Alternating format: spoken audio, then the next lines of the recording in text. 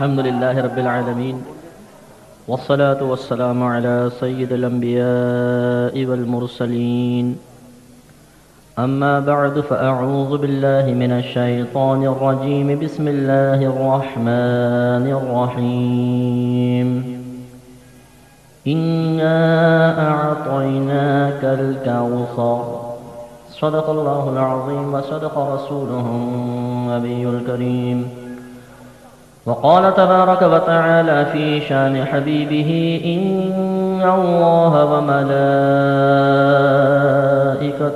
يصلون على النبي يا أيها الذين آمنوا صلوا عليه وسلموا تسليما اللهم صل على سيدنا ومولانا محمد وعلى آل سيدنا ومولانا محمد كما تحب وترضى له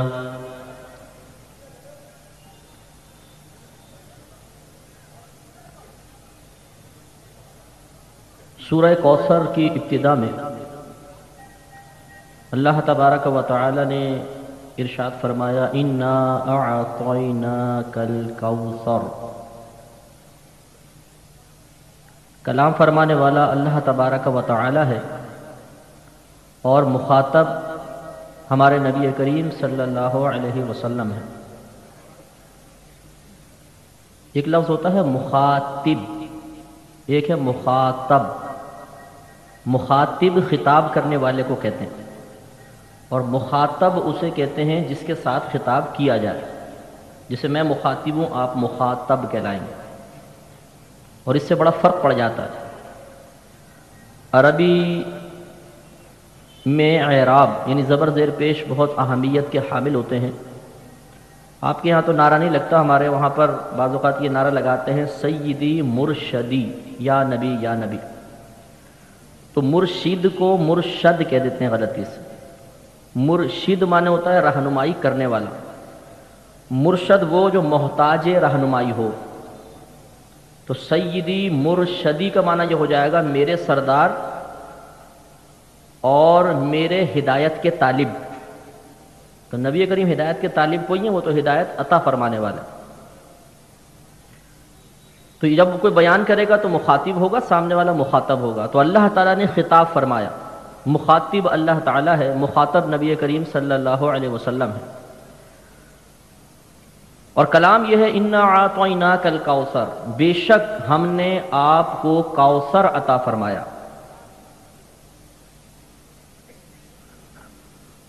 اب یہ بظاہر ایک خبر ہے، ہم نے آپ کو کوثر دیا. تو یہ خبر بتانے کا فائدہ کیا ہے؟ اللہ نے اپنے نبی کو عطا فرمایا، نبی کو بھی معلوم، پھر اس کو بیان کرنا. جیسے میں یوں بولوں کہ بھائی میں نے آپ کو 100 روپے دیے، تو میں کہوں میں نے آپ کو 100 روپے دیے، تو فائدہ کیا ہے؟ وہ تو سامنے والے کو پتہ ہے کہ 100 روپے مجھے دیے ہیں. تو واضح سی بات ہے کہ فائدہ یہ ہے کہ اللہ تبارک و تعالیٰ نے اپنے حبیب کریم صلی اللہ علیہ وسلم کو کوثر عطا فرمایا. تو یہ اللہ کی طرف سے نبی پر ایک انعام ہے، نبی کریم صلی اللہ علیہ وسلم کی فضیلت کا بیان ہے. تو گویا کہ خبر کے ذریعے اللہ تبارک و تعالیٰ نے اپنے نبی کریم صلی اللہ علیہ وسلم کے درجات، فضائل اور کمالات کی طرف اشارہ فرمایا. اور قیامت تک جب اس آیت کو پڑھا جائے گا تو گویا اللہ کی طرف سے عطا کردہ اس انعام کو بیان کیا جائے گا. اور جب بار بار اس کو بیان کیا جائے گا تو یہ مقصود الہی سامنے آئے گا کہ اللہ تعالیٰ یہ چاہتا ہے کہ میں نے اپنے حبیب کو جو کچھ عطا فرمایا بار بار اس کا تذکرہ کیا جائے، بار بار اسے بیان کیا جائے. تو بعض اوقات یہ وسوسہ ذہن میں پیدا ہوتا ہے کہ بار بار فضائل کا انعقاد کرنا، ایسے اجتماعات کا انعقاد کرنا فائدہ کیا ہے؟ فائدہ یہ ہے کہ سنت الہیہ پر عمل کی سعادت حاصل ہوگی. اچھا، پھر اللہ تعالیٰ نے کیوں بیان فرمایا؟ ایک تو ہے کہ فضیلت کا بیان. یہ فضیلت کا بیان ہمیں کرنے کے لیے بار بار کیوں مقرر کیا؟ اس لیے کہ جب آدمی فضائل و کمالات ذکر کرتا ہے تو اس صاحب فضیلت، صاحب کمال کی محبت میں فطری لحاظ سے اضافہ ہوتا ہے. کوئی آپ کے یہاں پر پبلک میں اچھا کام کر رہا ہو، ان کی مدد کر رہا ہے، سخاوت کا مظاہرہ کر رہا ہے، آپ جتنی مرتبہ اس کی تعریف کریں گے محبت میں اضافہ ہوگا، پھر جتنے لوگ سنیں گے ان کی محبت، ان کے دل میں اس شخص کی محبت میں اضافہ ہوگا۔ تو گویا کہ یہ بات سمجھ میں آتی ہے کہ اللہ تعالیٰ یہ چاہتا ہے کہ بار بار میری طرف سے جو انعامات حبیب کریم صلی اللہ علیہ وسلم تک پہنچے ان کا تذکرہ کیا جائے، اس تذکرے کے ذریعے ذکر کرنے والے کے قلب میں اور سننے والوں کے دلوں میں میرے محبوب کی عظمت اور محبت میں اضافہ ہی ہوتا چلا جائے۔ تو آج ہم بھی اسی مقصد کے لیے جمع ہوئے اور اس مقصود الہی کی تکمیل ہم کر رہے ہیں۔ لہذا معلوم یہ ہوا کہ یہ کوئی معمولی بات نہیں، بہت بڑی بات۔ یہ مسلم کی روایت ہے، نبی کریم صلی اللہ علیہ وسلم ارشاد فرماتے ہیں کہ اللہ تبارک و تعالیٰ کے بعض فرشتے ایسے ہیں جو پوری دنیا میں چکر لگاتے رہتے ہیں، پھر جہاں کہیں اللہ تعالیٰ کے ذکر کی محفل دیکھتے ہیں تو اسے گھیرے میں لے لیتے ہیں، حتیٰ کہ زمین سے آسمان تک فرشتے ہی فرشتے ہو جاتے ہیں۔ پھر جب وہ مجلس ختم ہوتی ہے تو وہ بارگاہ الہی میں حاضر ہوتے ہیں۔ اللہ تبارک و تعالیٰ اگرچہ جانتا ہے پھر بھی سوال کرتا ہے، میرے فرشتوں تم کہاں سے آ رہے ہو؟ تو وہ عرض کرتے ہیں کہ یا رب کریم، ہم ان لوگوں کے پاس سے آ رہے ہیں جو تیرا ذکر کر رہے تھے، تیری تسبیح بیان کر رہے تھے، تیری بڑائی بیان کر رہے تھے، اور وہ جنت کو طلب کر رہے تھے، دوزخ سے پناہ مانگ رہے تھے۔ تو اللہ تعالیٰ ان سے دریافت فرماتا ہے کہ کیا انہوں نے جنت کو دیکھا ہے؟ فرشتے کہتے ہیں نہیں۔ تو اللہ تعالیٰ فرماتا ہے کہ اگر وہ جنت کو دیکھ لیتے تو کیا کرتے؟ فرشتے کہتے ہیں کہ یا رب کریم، وہ اور کثرت سے تیرا ذکر فرماتے۔ پھر اللہ تعالیٰ دریافت فرماتا ہے کیا انہوں نے جہنم کو دیکھا ہے؟ وہ عرض کرتے کہ نہیں۔ اللہ تعالیٰ پھر دریافت فرماتا ہے اگر وہ جہنم کو دیکھ لیتے تو؟ فرشتے عرض کرتے ہیں کہ یا رب کریم، پھر تیرے خوف سے اور زیادہ ذکر کرتے۔ تو اللہ تبارک و تعالیٰ کی رحمت جوش میں آتی ہے اور اللہ تعالیٰ ارشاد فرماتا ہے کہ اے فرشتوں، گواہ رہنا کہ میں نے ان سب کی بخشش فرما دی۔ فرشتے عرض کرتے ہیں یا رب کریم، ان میں ایک شخص ایسا بھی تھا جو تیرے ذکر کی نیت سے نہیں آیا تھا، اپنے کسی کام سے آیا تھا اور ان کے ساتھ آ کر بیٹھ گیا۔ تو نبی کریم صلی اللہ علیہ وسلم ارشاد فرماتے ہیں کہ اللہ تعالیٰ جواب میں ارشاد فرماتا ہے، اے فرشتوں، گواہ رہنا کہ جو میرے ذکر کرنے والوں کے ساتھ بیٹھے میں اس کی بھی بخشش کر دیتا ہوں، لہذا میں نے اس کی بھی بخشش فرما دی۔ تو یہ بھی ہمارے ایک ذکر کی محفل ہے، اس میں بیٹھنا الحمدللہ باعث نجات ہے۔ اور اس سے یہ مسئلہ بھی سمجھ میں آ گیا کہ بعض اوقات ہو سکتا ہے شیطان کان میں کہے کہ دیکھو جی، یہ جو آیا نا، یہ بریانی کھانے کے لیے آیا، اس کی نیت ذکر کی نہیں ہے، لنگر کھانے کے لیے آیا، اسی لیے آخر میں آ کر بیٹھ گیا۔ تو اس کے لیے بھی اللہ تبارک و تعالیٰ نے آج سے کم و بیش 1500 سال پہلے اپنے حبیب کریم صلی اللہ علیہ وسلم کی زبان اقدس سے بخشش کا پروانہ جاری فرما دیا۔ فرشتوں نے یہ عرض کیا، رب کریم، ایک شخص ایسا بھی تھا جو اپنے کسی کام سے آیا تھا، فرشتوں کو یہ ذکر کرنے کی ضرورت کیا تھی؟ مجمع کی بخشش ہو گئی، سب کی بخشش ہو گئی۔ یقینی سی بات ہے کہ اللہ نے فرشتوں کے قلب میں الہام فرمایا کہ سوال کرو، تاکہ قیامت تک کے لیے اس انعام اور بخشش کا تذکرہ ہو جائے اور ایسی محافل کی عظمت سب پہ منکشف ہو جائے۔ لہذا فرشتوں نے سوال کیا اور اللہ تعالیٰ نے فرمایا اگرچہ اپنے کام سے آیا تھا، لیکن جو ان ذکر کرنے والوں کے ساتھ بیٹھتا ہے وہ بھی محروم نہیں رہتا، گواہ رہنا میں نے اس کی بھی بخشش فرما دی۔ تو اگر کوئی نیت فاسد کے ساتھ آئے، وہ سوچے نہ میں نے نعت سننی ہے نہ بیان سننا، چلو بریانی تو کھانے کو ملے گی، تو کوئی بات نہیں بھائی، آپ بریانی کھاؤ۔ اس محفل میں آ کے بریانی کھانا بھی اللہ تعالیٰ کی عطا سے بخشش کا ذریعہ بن سکتا ہے۔ لیکن میری گفتگو سے آپ یہ مت سمجھیے گا کہ آخر میں بریانی تقسیم ہوگی، یہ تو میں نے ویسے ایک مثال دی ہے، یہاں غالباً لنگر کا انتظام ہے نہیں۔ تو اللہ تعالیٰ نے فرمایا اِنَّا أَعْطَيْنَاكَ الْكَوْثَرَ، اے حبیب بے شک ہم نے آپ کو کوثر عطا فرمایا۔ کوثر کی تفسیر کیا ہے؟ بہت سے بزرگان دین نے، مفسرین نے تفسیر کی ہے کہ کوثر سے مراد حوض کوثر ہے۔ اے حبیب ہم نے آپ کو حوض کوثر عطا فرمایا۔ اور محققین مفسرین کے نزدیک یہاں کوثر سے مراد خیر کثیر ہے۔ تو اب ترجمہ یہ ہوگا، اے حبیب کریم ہم نے آپ کو خیر کثیر عطا فرمائی۔ خیر کہتے ہیں بھلائی کو، کثیر کہتے ہیں بہت زیادہ کو، بہت زیادہ بھلائی عطا فرمائی۔ اور بھلائی کا کیا مفہوم ہے؟ بھلائی سے مراد ہر کمال، ہر فضیلت، ہر خوبی ہے۔ گویا کہ اللہ تعالیٰ اپنے حبیب کریم صلی اللہ علیہ وسلم سے فرما رہا ہے کہ اے حبیب کریم، بے شک ہم نے آپ کو بے شمار فضائل، کمالات اور خوبیوں سے مزین فرمایا ہے۔ چلے ہم بھی دیکھتے ہیں بھئی وہ کون سے فضائل ہیں، کون سے کمالات ہیں جن سے ہمارے نبی کریم صلی اللہ علیہ وسلم کو مزین کیا گیا۔ پہلی فضیلت، اللہ تبارک و تعالی نے سب سے پہلے اپنے نبی کریم صلی اللہ علیہ وسلم کے نور کو پیدا کیا۔ حضرت جابر رضی اللہ تعالیٰ عنہ نے سوال کیا، یا رسول اللہ صلی اللہ علیہ وسلم، اللہ تبارک و تعالیٰ نے سب سے پہلے کس کو پیدا فرمایا؟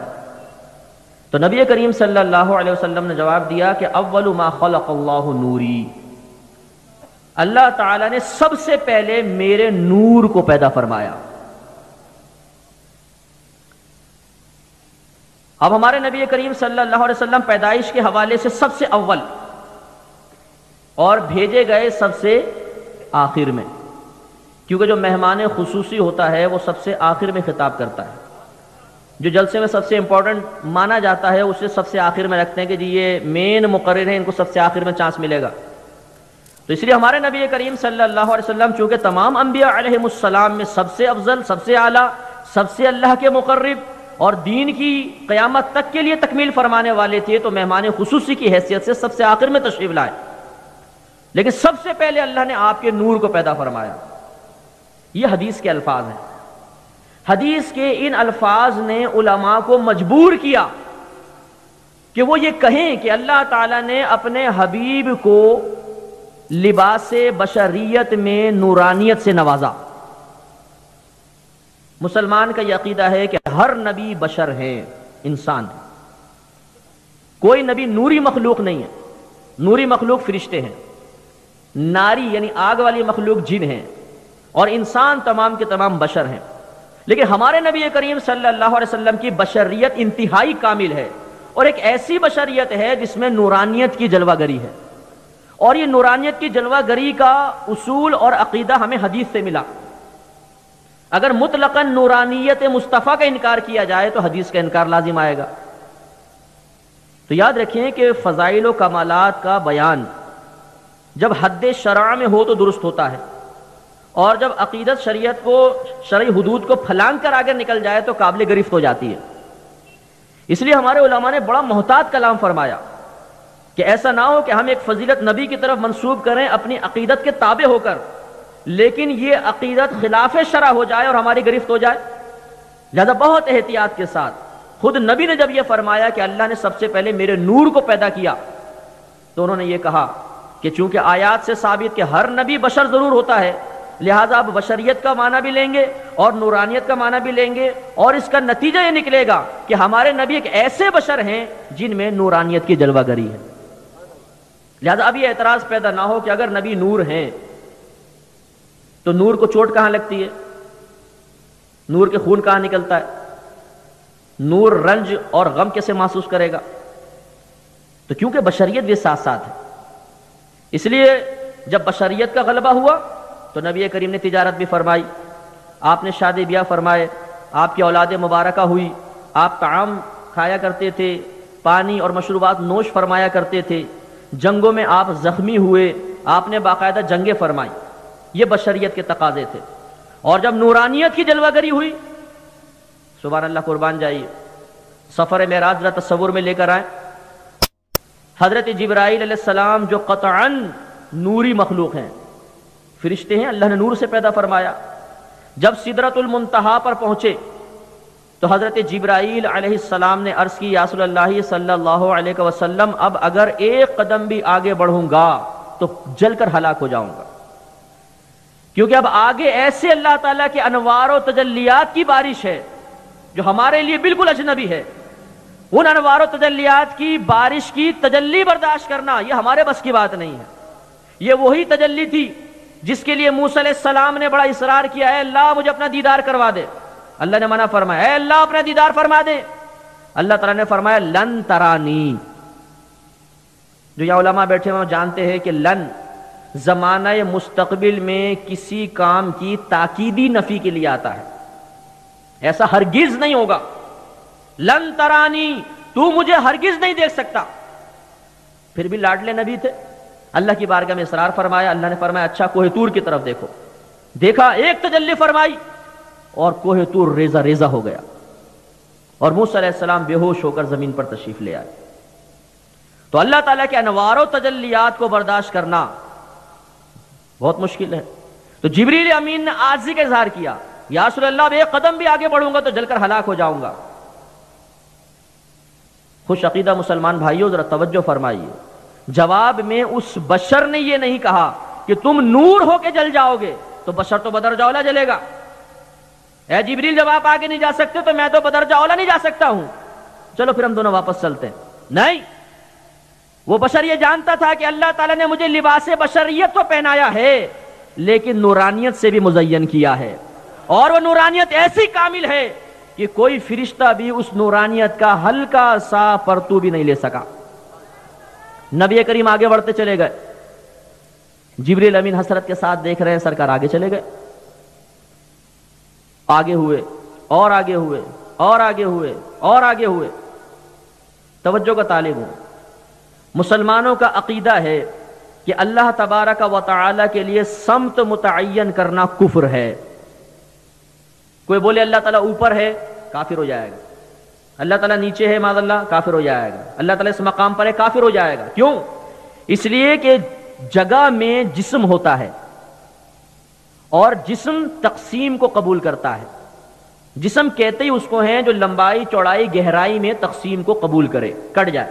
اور اللہ تعالیٰ تقسیم سے پاک، جسمانیت سے پاک. جسمانیت سے پاک تو جگہ سے بھی پاک، جگہ سے پاک تو سمت سے پاک، جہت سے پاک، طرف سے پاک. وہ کبھی مشار الیہ نہیں بن سکتا، اشارہ نہیں کر سکتے ادھر ادھر ادھر، نہیں. اشارہ کرنا جس کی طرف ہوگا وہ ضرور جسم ہوگا. اب آپ سے میں سوال کرتا ہوں، یہ بتائیے کہ نبی کریم صلی اللہ علیہ وسلم اللہ سے ملنے کس سمت میں گئے؟ اللہ کے لیے تو کوئی سمت ہے ہی نہیں. بظاہر تو آسمان کی طرف جا رہے ہیں، تو کیا اللہ آسمان پر ہے؟ تو پھر تو میرے پیارے بھائیوں، معجزے کی تو تعریف ہی یہ ہے کہ نبی سے ایسے فعل کا صدور ہو جائے جو عقلوں کو عاجز کر دے. میرے آقا نعمت امام اہل سنت رحمت اللہ علیہ فرماتے ہیں اسی مسئلے کی طرف اشارہ کرتے ہوئے، خرد سے کہہ دو کہ سر جھکا لے. خرد کہتے ہیں عقل کو. خرد سے کہہ دو کہ سر جھکا لے، گما سے گزرنے والے پڑے ہیں یا خود جہت کو لالے، کسے بتائے کہاں گئے تھے. جہت کو لالے پڑھنے کا مطلب یہ ہے کہ جہت خود پریشان ہے، سمت خود پریشان ہے. سمت 6 ہوتی ہیں، آگے پیچھے اوپر نیچے دائیں بائیں. اب خود جہت سے اگر پوچھو یہ بتاؤ کہ نبی کس طرف گئے تھے، وہ خود کیسے بتائے گی؟ اللہ تعالیٰ کس سمت میں ہے؟ جہت تو خود پریشان ہے. تو پڑے ہیں یا خود جہت کو لالے، کسے بتائے کہاں گئے تھے. یہ ایک راز ہے جو اللہ تبارک و تعالیٰ نے قیامت تک کے لیے پوشیدہ فرمایا، قیامت میں منکشف ہوگا. نبی کریم آگے بڑھے، اللہ سے قریب ہوئے اور قریب ہوئے اور قریب ہوئے اور قریب ہوئے، حتیٰ کہ ابن عباس رضی اللہ تعالیٰ عنہما کی روایت ہے کہ نبی کریم صلی اللہ علیہ وسلم نے اپنے رب کو 2 مرتبہ اپنی ان ظاہری آنکھوں سے دیکھا. کتنی کامل نورانیت! کوہ طور ریزہ ریزہ ہو جائے اور ایک بشر اللہ تبارک و تعالیٰ کا آنکھوں سے دیدار کرے. بعض کہتے ہیں کہ نہیں، دیدار ہو ہی نہیں سکتا، اس لیے کہ اللہ تبارک دیدار ہوگا اللہ کی ذات کا، اور ذات باری تعالی کسی چیز کی قید میں نہیں آ سکتی. کوئی شے اس کا احاطہ نہیں کر سکتی. اگر آپ دیدار کے قائل ہوں گے تو لازم بات ہے کہ نگاہوں نے ذات باری تعالی کا احاطہ کیا، گھیراؤ کیا، تبھی تو دیدار ہوگا. اور یہ ممکن ہی نہیں ہے کہ اللہ کی ذات کا کوئی احاطہ کر لے. تو ضمن میں آپ کو عرض کر دیتا ہوں کہ دیدار 2 طرح کا ہوتا ہے. ایک دیدار ایسا ہوتا ہے جس میں نگاہ سامنے والے کو مکمل طور پہ گھیر لیتی ہے، جسے آپ مجھے مکمل طور پہ دیکھ رہے ہیں نا. اور ایک دیدار ایسا ہوتا ہے جس میں احاطہ نہیں ہوتا، مکمل گھیراؤ نہیں ہوتا، پھر بھی زیارت ہو رہی ہوتی ہے. مثلا یہ ہاتھ لیں، اس کو آنکھ کے پاس رکھ لیں. اب بتائیں میں اپنی ہتھیلی دیکھ رہا ہوں کہ نہیں دیکھ رہا ہوں؟ لیکن کیا میری نگاہ نے پوری ہتھیلی کا گھیراؤ کیا ہوا ہے؟ نہیں، صرف اتنا جتنا سامنے. تو ہمارے نبی نے بعطائے الہی اللہ تعالیٰ کا اس طرح دیدار کیا کہ دیدار بھی ہو گیا اور احاطہ بھی نہ ہوا. 2 دفعہ دیدار، اور کیسی تجلی برداشت فرمائی،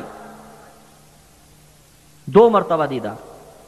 تو یہ نورانیت کا جب غلبہ ہوا تو اللہ تعالیٰ کی بارگاہ میں حاضر ہوئے، انوار و تجلیات کو برداشت فرمایا۔ اب ان احادیث سے قطع نظر کیسے کی جائے، کیسے کہہ دیا جائے کہ نبی کریم صلی اللہ علیہ وسلم پر نورانیت کا غلبہ نہیں تھا؟ ایک اور روایت،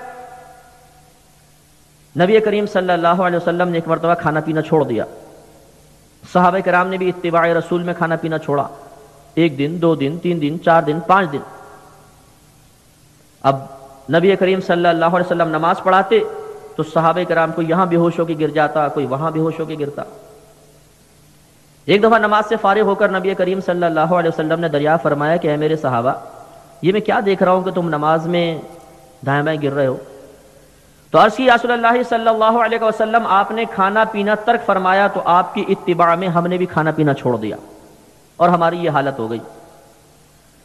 اللہ کے نبی نے ارشاد فرمایا تم کھاؤ اور پیو، اس لیے کہ مجھے تو میرا رب کھلاتا پلاتا ہے۔ مفسرین شارحین فرماتے ہیں رب کے کھلانے پلانے کا مطلب یہ ہے کہ جب نبی کریم صلی اللہ علیہ وسلم پر نورانیت کا غلبہ ہوتا تھا تو اللہ تبارک و تعالی آپ کو قدرتی طور پہ ایسی توانائی فراہم کرتا تھا کہ آپ کھانے پینے کی محتاجی سے فارغ ہو جاتے تھے، جو ایک بشری تقاضا ہے، کھانا پینا، اس سے فارغ۔ تو جب نورانیت کا غلبہ ہوا تو یہ معاملات ہوئے، اور آخر میں ایک اس بات پر دلیل کہ نورانیت اور بشریت کا اجتماع ممکن ہے، یہ بھی وسوسہ آتا ہے کہ بشریت اور نورانیت ایک دوسرے کی ضد ہیں۔ کیوں؟ اس لیے کہ بشر کثیف ہوتا ہے، نورانیت لطیف ہوتی ہے۔ لطیف اسے کہتے ہیں کہ اس کے آر پار دیکھا جا سکے، جیسے روشنی آ رہی ہے نا، آپ اوپر دیکھیں گے تو روشنی کو چیرتی ہوئی آپ کی نگاہ آگے پہنچ جائے گی، تو ہم کہیں گے یہ نور ہے اور لطیف ہے۔ اور جسم کثیف ہوتا ہے، کثیف اسے کہتے ہیں جس سے نگاہ آر پار نہ ہو سکے، جیسے میرا جسم ہے، آپ دیکھیں گے سینے پہ آ کے نگاہ رک جائے گی، پیچھے آپ نہیں دیکھ سکتے۔ تو ایک کثیف ایک لطیف ایک دوسرے کی ضد، اور ضدین کا اجتماع محال، لہذا یا تو نبی کو بشر مانو یا نبی کو نور مانو۔ اور ہم یہ عرض کرتے ہیں کہ یہ ایک دنیاوی قاعدہ ہے، اللہ تبارک و تعالی چاہے تو سب کچھ کر سکتا ہے، ان اللہ علی کل شیء قدیر۔ ایسی مثالیں دنیا میں موجود ہیں کہ اللہ تبارک و تعالی نے نورانیت اور بشریت کو جمع فرمایا اور اس کا کوئی انکار نہیں کر سکتا۔ مثال کے طور پہ بخاری کی روایت، سب سے شروع میں یہ حدیث ہے جس کو حدیث جبریل کہتے ہیں۔ حضرت عمر فاروق رضی اللہ تعالیٰ عنہ اس کے راوی ہیں، صحابہ کرام تشریف فرما تھے، ایک شخص آیا جس نے سفید کپڑے پہنے ہوئے تھے اور اس کے انتہائی سیاہ بال تھے، اور اس نے نبی کریم صلی اللہ علیہ وسلم سے چند سوالات کیے اور سوال کر کے پھر وہ چلا گیا۔ ان کے جانے کے بعد نبی کریم صلی اللہ علیہ وسلم نے صحابہ کرام سے پوچھا، اور ایک روایت کے مطابق عمر فاروق رضی اللہ تعالیٰ عنہ سے ہی سوال کیا کہ جانتے ہو یہ کون تھا؟ تو عمر فاروق رضی اللہ تعالیٰ عنہ نے عرض کی کہ اللہ اس کے رسول بہتر جانتے ہیں۔ تو فرمایا کہ یہ حضرت جبرائیل تھے جو تمہیں تمہارا دین سکھانے آئے تھے۔ اب دیکھیں حضرت جبرائیل نوری مخلوق ہیں لیکن لباس بشریت میں آئے، اور جب لباس بشریت میں نورانیت آئے گی تو تکالیف بھی محسوس ہو سکتی ہیں۔ جیسے بخاری کی روایت ہے کہ ملک الموت علیہ السلام پہلے ظاہر ہو کر روح قبض کیا کرتے تھے، تو موسیٰ علیہ السلام کی روح قبض کرنے کے لیے آئے۔ موسیٰ علیہ السلام نے پوچھا کیوں آئے ہو؟ کہا جی آپ کی روح قبض کرنے کے لیے۔ آپ نے جلال میں تھپڑ مارا تو آنکھ نکل کر ہاتھ پر آ گئی۔ آپ بارگاہ الہی میں گئے اور عرض کی یا رب کریم اگر تیرے محبوب نہ ہوتے تو شاید میں کوئی کارروائی کرتا، دیکھ تیرے محبوب نے میری آنکھ نکال کر باہر کر دی۔ اللہ تعالیٰ نے ان کی آنکھ ٹھیک کی اور ان کو بھیجا کہ موسیٰ علیہ السلام سے کہو کہ تم ایک بیل کی پشت پر ہاتھ رکھو، جتنے بال اس کے نیچے آئیں گے میں اتنے سال تمہاری زندگی بڑھا دوں گا۔ موسیٰ علیہ السلام نے پوچھا اس کے بعد کیا ہوگا؟ تو ملک الموت علیہ السلام نے فرمایا اس کے بعد بھی موت ہوگی۔ تو فرمایا پھر تم ابھی روح قبض کر لو۔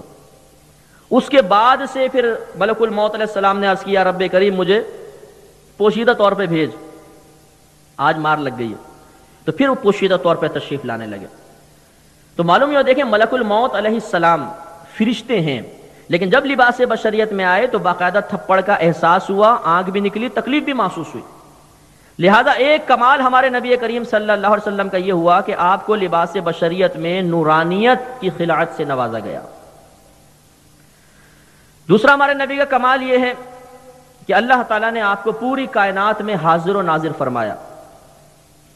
یہ مسئلہ بھی بڑا مختلف فی زمانہ بن گیا ہے، حالانکہ کوئی مشکل مسئلہ نہیں ہے، نہ اس میں کوئی اختلاف ہونا چاہیے. لہذا یا رسول اللہ کہنے کے اوپر کفر و شرک فتاویٰ، اور جو یا رسول اللہ کہے گا وہ کافر و مشرک ہو جائے گا، اس قسم کی باتیں ہمارے معاشرے میں بڑی عام ہیں. اور اس حاضر و ناظر کے مسئلے میں بہت ساری غلط فہمیاں طرفین سے ہیں. جو یا رسول اللہ کہنے کا قائل ہے اسے بھی بسا اوقات صحیح عقیدہ نہیں معلوم ہوتا کہ میں کیوں کہہ رہا ہوں یا رسول اللہ، وہ غلط نظریہ ذہن میں رکھ لیتا ہے. اور جو اس پر اعتراض کرتا ہے وہ بھی بسا اوقات غلط اعتراض کر رہا ہوتا ہے، صحیح مسئلہ اس کو بھی معلوم نہیں ہوتا. تو اللہ تعالیٰ نے اپنے حبیب کو پوری کائنات میں حاضر و ناظر فرمایا، اور اسی حاضر و ناظر کے عقیدے کے تحت دور و نزدیک سے نبی کریم کو یا رسول اللہ کہہ کر پکارا جاتا، اور کبھی یا رسول اللہ المدد بھی کہا جاتا. میں ان دونوں مسئلوں کے اوپر تھوڑا سا کلام کرنا پسند کروں گا، اور توجہ کا طالب رہوں گا. یہ اٹھ کے جو بچے جا رہے ہیں نا، ان کو پیار سے بٹھا لیں تاکہ آپ یہ مسئلہ سمجھیں. درست عقیدہ، درست مسئلہ سمجھنا بہت ضروری ہے. بعض اوقات غلط عقیدہ، غلط نظریہ رکھ کر آدمی پوری زندگی گزار دیتا ہے اور پھر آخرت میں اس کی گرفت ہوتی ہے. اس لیے ذرا توجہ سے سماعت فرمائے. یا رسول اللہ جب کہا جاتا ہے تو اس میں مسلمان کا یہ نظریہ پوشیدہ ہے کہ ہم یہاں سے پکار رہے ہیں اور نبی کریم صلی اللہ علیہ وسلم مدینہ منورہ میں سن رہے ہیں. اب یہ عقیدہ یہ ہے کہ مسلمان یہ کہتے ہیں کہ نبی کریم صلی اللہ علیہ وسلم اپنی قبر انور میں اسی طرح زندہ ہیں جیسے آج سے 1500 سال پہلے اس کائنات میں جلوہ افروز تھے. آپ دور و نزدیک کی آواز سن سکتے ہیں، پوری کائنات کو بالکل ایسے دیکھ رہے ہیں جیسے یہ ہتھیلی، ہر چیز آپ کے پیش نظر ہے.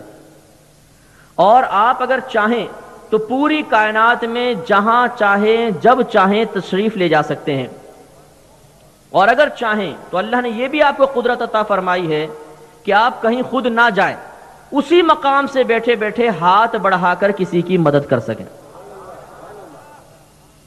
تو جہاں تک آدمی دیکھتا ہے وہاں تک وہ ہوتا ہے ناظر.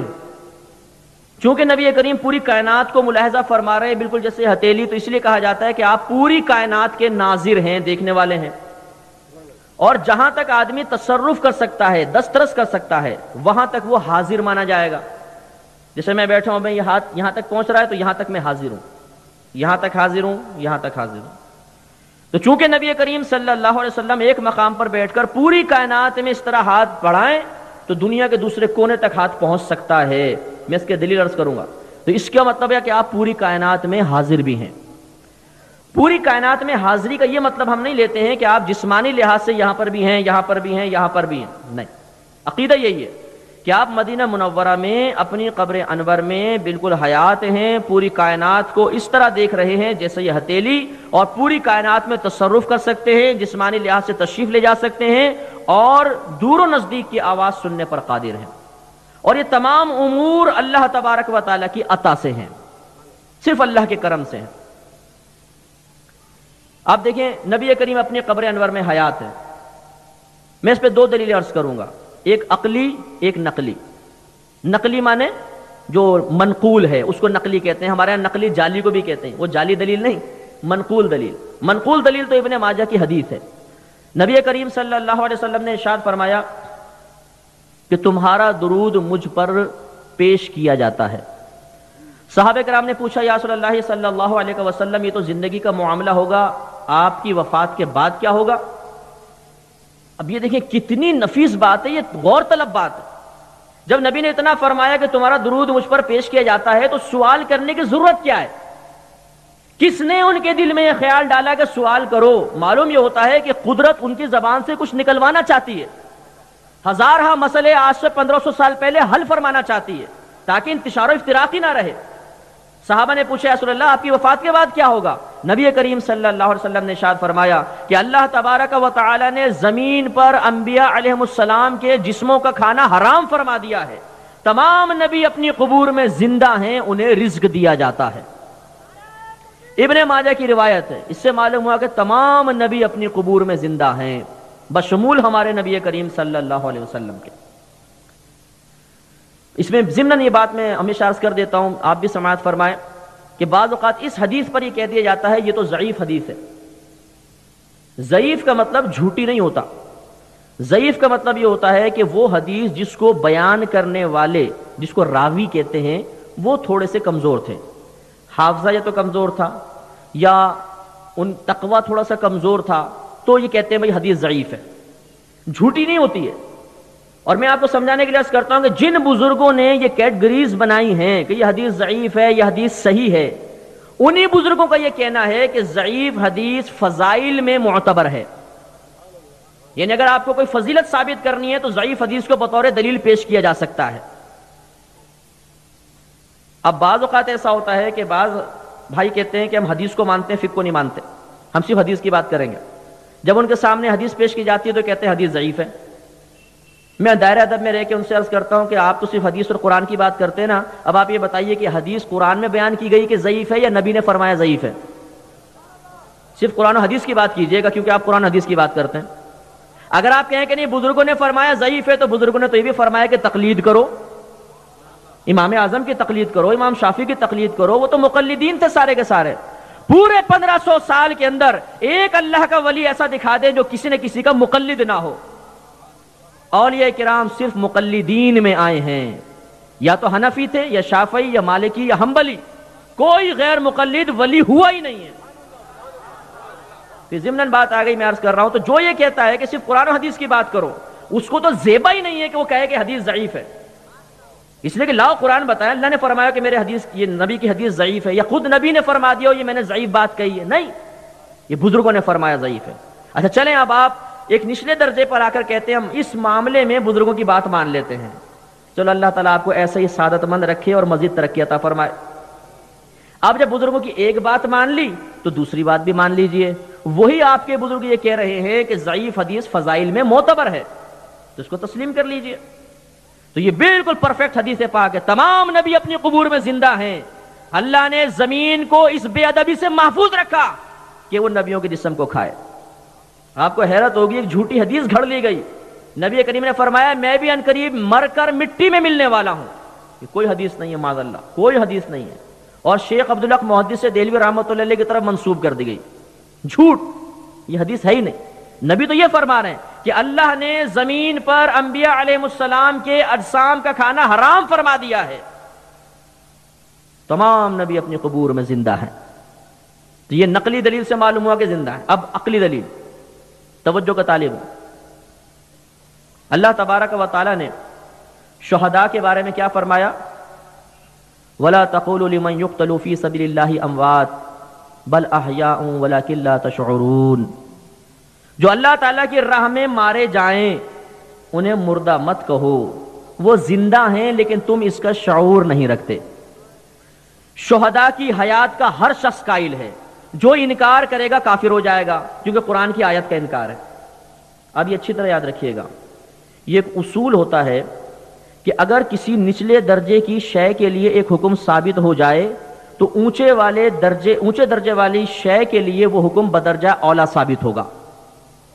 پہلے مثال، اللہ نے فرمایا وَلَا تَقُلْ لَهُمَا أُفٍّ وَلَا تَنْهَرْهُمَا، ماں باپ کو اف بھی مت کہو اور نہ انہیں ڈانٹو۔ اب ایک نوجوان کھڑا ہوا اور اس نے اپنے والد کو ایک گندی سی گالی دے دی اور امی کے ایک تھپڑ مار دیا۔ کسی نے کہا بدتمیز آدمی کیا کر رہا ہے؟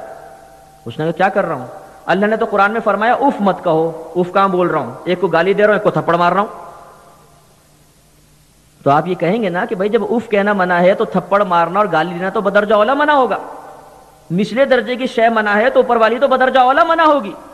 تو یہ آپ کی عقل بھی تسلیم کرے گی اس کو، یہ اعلیٰ حضرت نے اصول لکھا ہے کہ جب نیچے درجے والی شے کے لیے حکم ثابت ہو جائے اوپر والی کے لیے بدرجہ اولا ثابت ہوتا ہے۔ اب میں آپ سے سوال کرتا ہوں، شہداء یہ نچلا درجہ ہے، اس کے اوپر ہے علماء کا درجہ، یہ اعلیٰ حضرت نے دلیل دی ہے، اس کے بعد علماء کا درجہ ہے۔ دلیل یہ ہے کہ میدان محشر میں جب اولیاء، شہداء، علماء حاضر ہوں گے، ہر ولی عالم ضرور ہوتا ہے، عالم اور شہید آئیں گے، تو نبی کریم صلی اللہ علیہ وسلم فرماتے ہیں کہ اللہ تعالیٰ شہداء سے فرمائے گا تم جنت میں جاؤ، اور علماء سے فرمائے گا کہ تم ٹھہرو اور لوگوں کی شفاعت کرو۔ اور ایک روایت میں ہے کہ علماء کے قلم کی سیاہی شہیدوں کے خون کے ساتھ تولی جائے گی، ادھر خون ادھر قلم۔ عالم کی عزت کیجئے، عالم کی تحقیر اور توہین سے بچیے گا۔ عالم اللہ کا بہت پیارا ہوتا ہے۔ اب یہ ہماری بدقسمتی ہے کہ ہم نے عالم کی کوئی عزت اور وقت اپنی نگاہوں میں باقی نہیں رہنے دی، ہم بہت بدتمیزی کے مرتکب ہو جاتے ہیں بسا اوقات۔ تو عالم اتنا قیمتی ہے کہ اس کے قلم کی سیاہی شہیدوں کے خون کے ساتھ تولی جائے گی۔ معلوم ہوا کہ عالم اس سے افضل، اور نبی یقیناً عالم سے بھی افضل۔ تو جب شہید کے لیے حیات ثابت ہے تو عالم کے لیے اور انبیاء علیہ السلام کے لیے بدرجہ اولا ثابت ہوگی۔ تو عقل بھی تسلیم کرتی ہے کہ تمام نبی اپنے قبور میں زندہ ہیں۔ نمبر 2، نبی کریم پوری کائنات کو بالکل اس طرح دیکھ رہے ہیں جیسے یہ ہتھیلی۔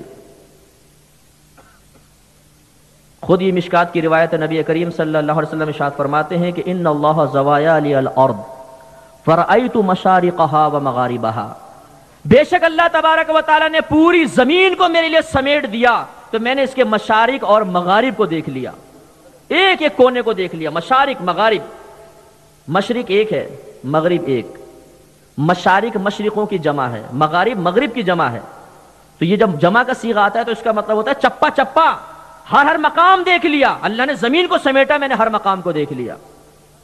شاید آپ کے ذہن میں خیال پیدا ہوگا کہ دیکھا تھا ٹھیک ہے بھی ختم نہیں، اللہ تعالیٰ اپنے حبیب کو دے کر کچھ واپس نہیں لیتا ہے، کیونکہ خود اس نے قرآن میں ارشاد فرمایا وَلَلْآخِرَةُ خَيْرٌ لَكَ مِنَ الْأُولَىٰ، اے حبیب کریم صلی اللہ علیہ وسلم، ہر آنے والی گھڑی فضائل و کمالات کے اعتبار سے آپ کے لیے پچھلی سے بہتر ہے۔ تو آج سے 1500 سال پہلے جو نبی زمین کے چاروں طرف دیکھ رہا ہے، 1500 سال بعد اس کی نگاہوں کی وسعت کا عالم کیا ہوگا؟ اور وہ تو نبی ہے۔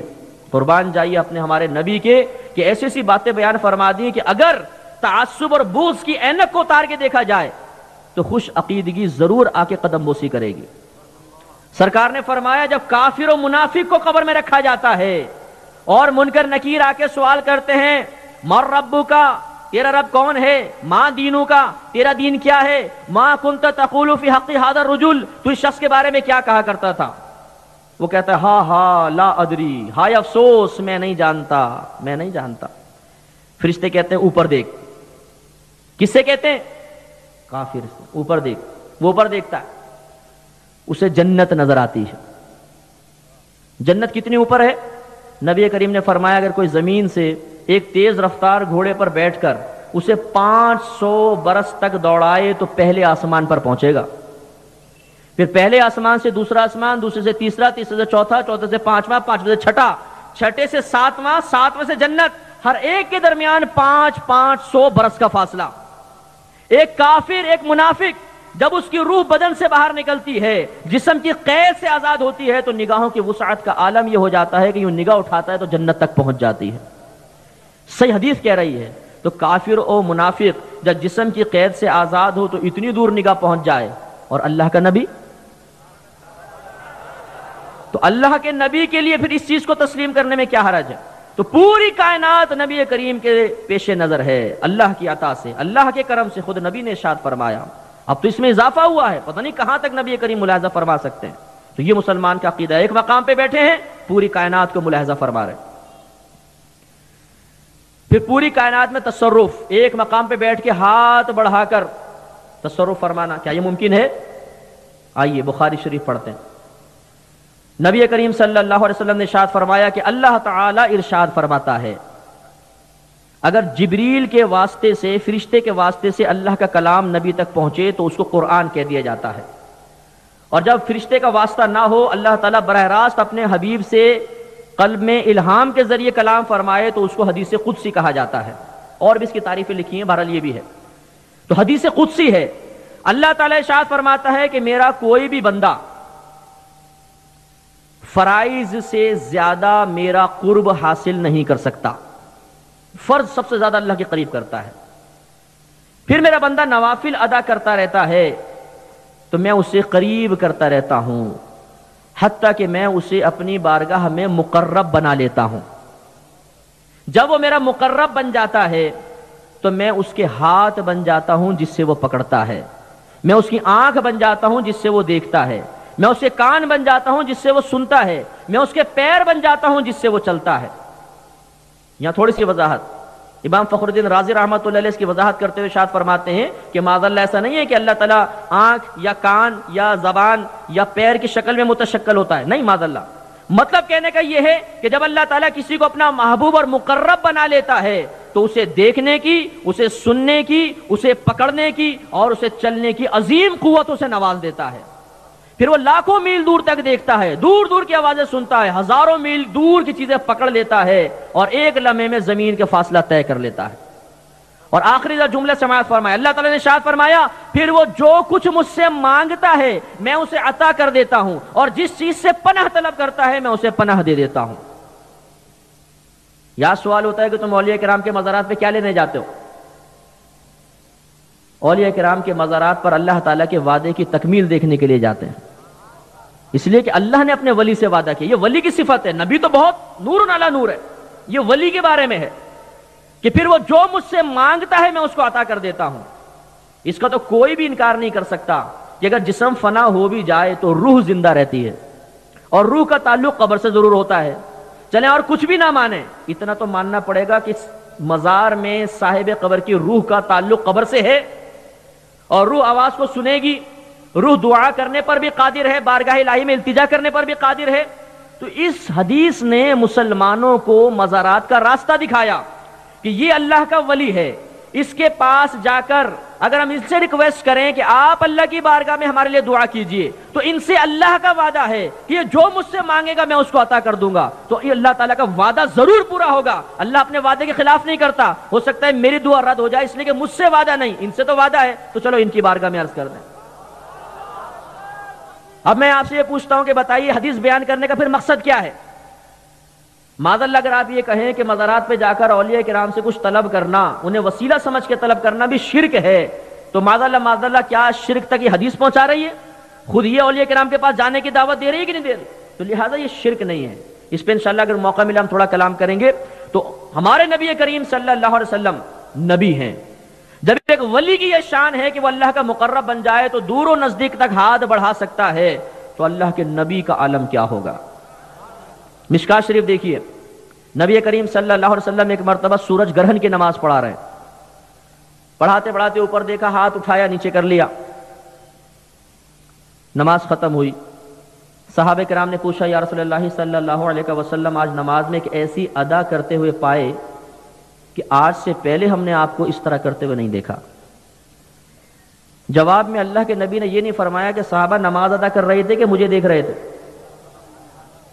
تمہاری توجہ اللہ کی طرف ہونی چاہیے کہ تم میری طرف متوجہ تھے، تمہاری نماز ناقص ہو گئی، جاؤ۔ نہیں، یاد رکھیے کہ اگر نبی کوئی برائی دیکھے گا اس پہ فرض ہے کہ اس برائی کو مٹائے، اس برائی کے بارے میں کلام کرے، اس پہ فرض ہوتا ہے۔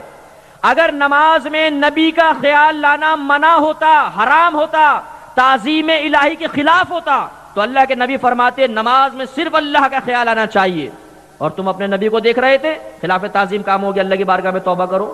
نہیں، بلکہ سرکار نے صحابہ کرام کے استفسار پر جواب عنایت فرمایا۔ اختصار سے بیان کر رہا ہوں، فرمایا میں نے اوپر دیکھا تو مجھے جنت دکھائی گئی۔ ذرا توجہ، یہ بتائیے کہ دنیا میں جتنے انسانوں نے نماز ادا کی، انبیاء علیہ السلام کو ہٹا کر، نبی کو لے لیجیے، ہمارے نبی کو، باقی تمام انسان، سب سے کامل نماز کس کی ہوگی؟ ہمارے نبی کی۔ کامل نماز کون سی ہوتی ہے؟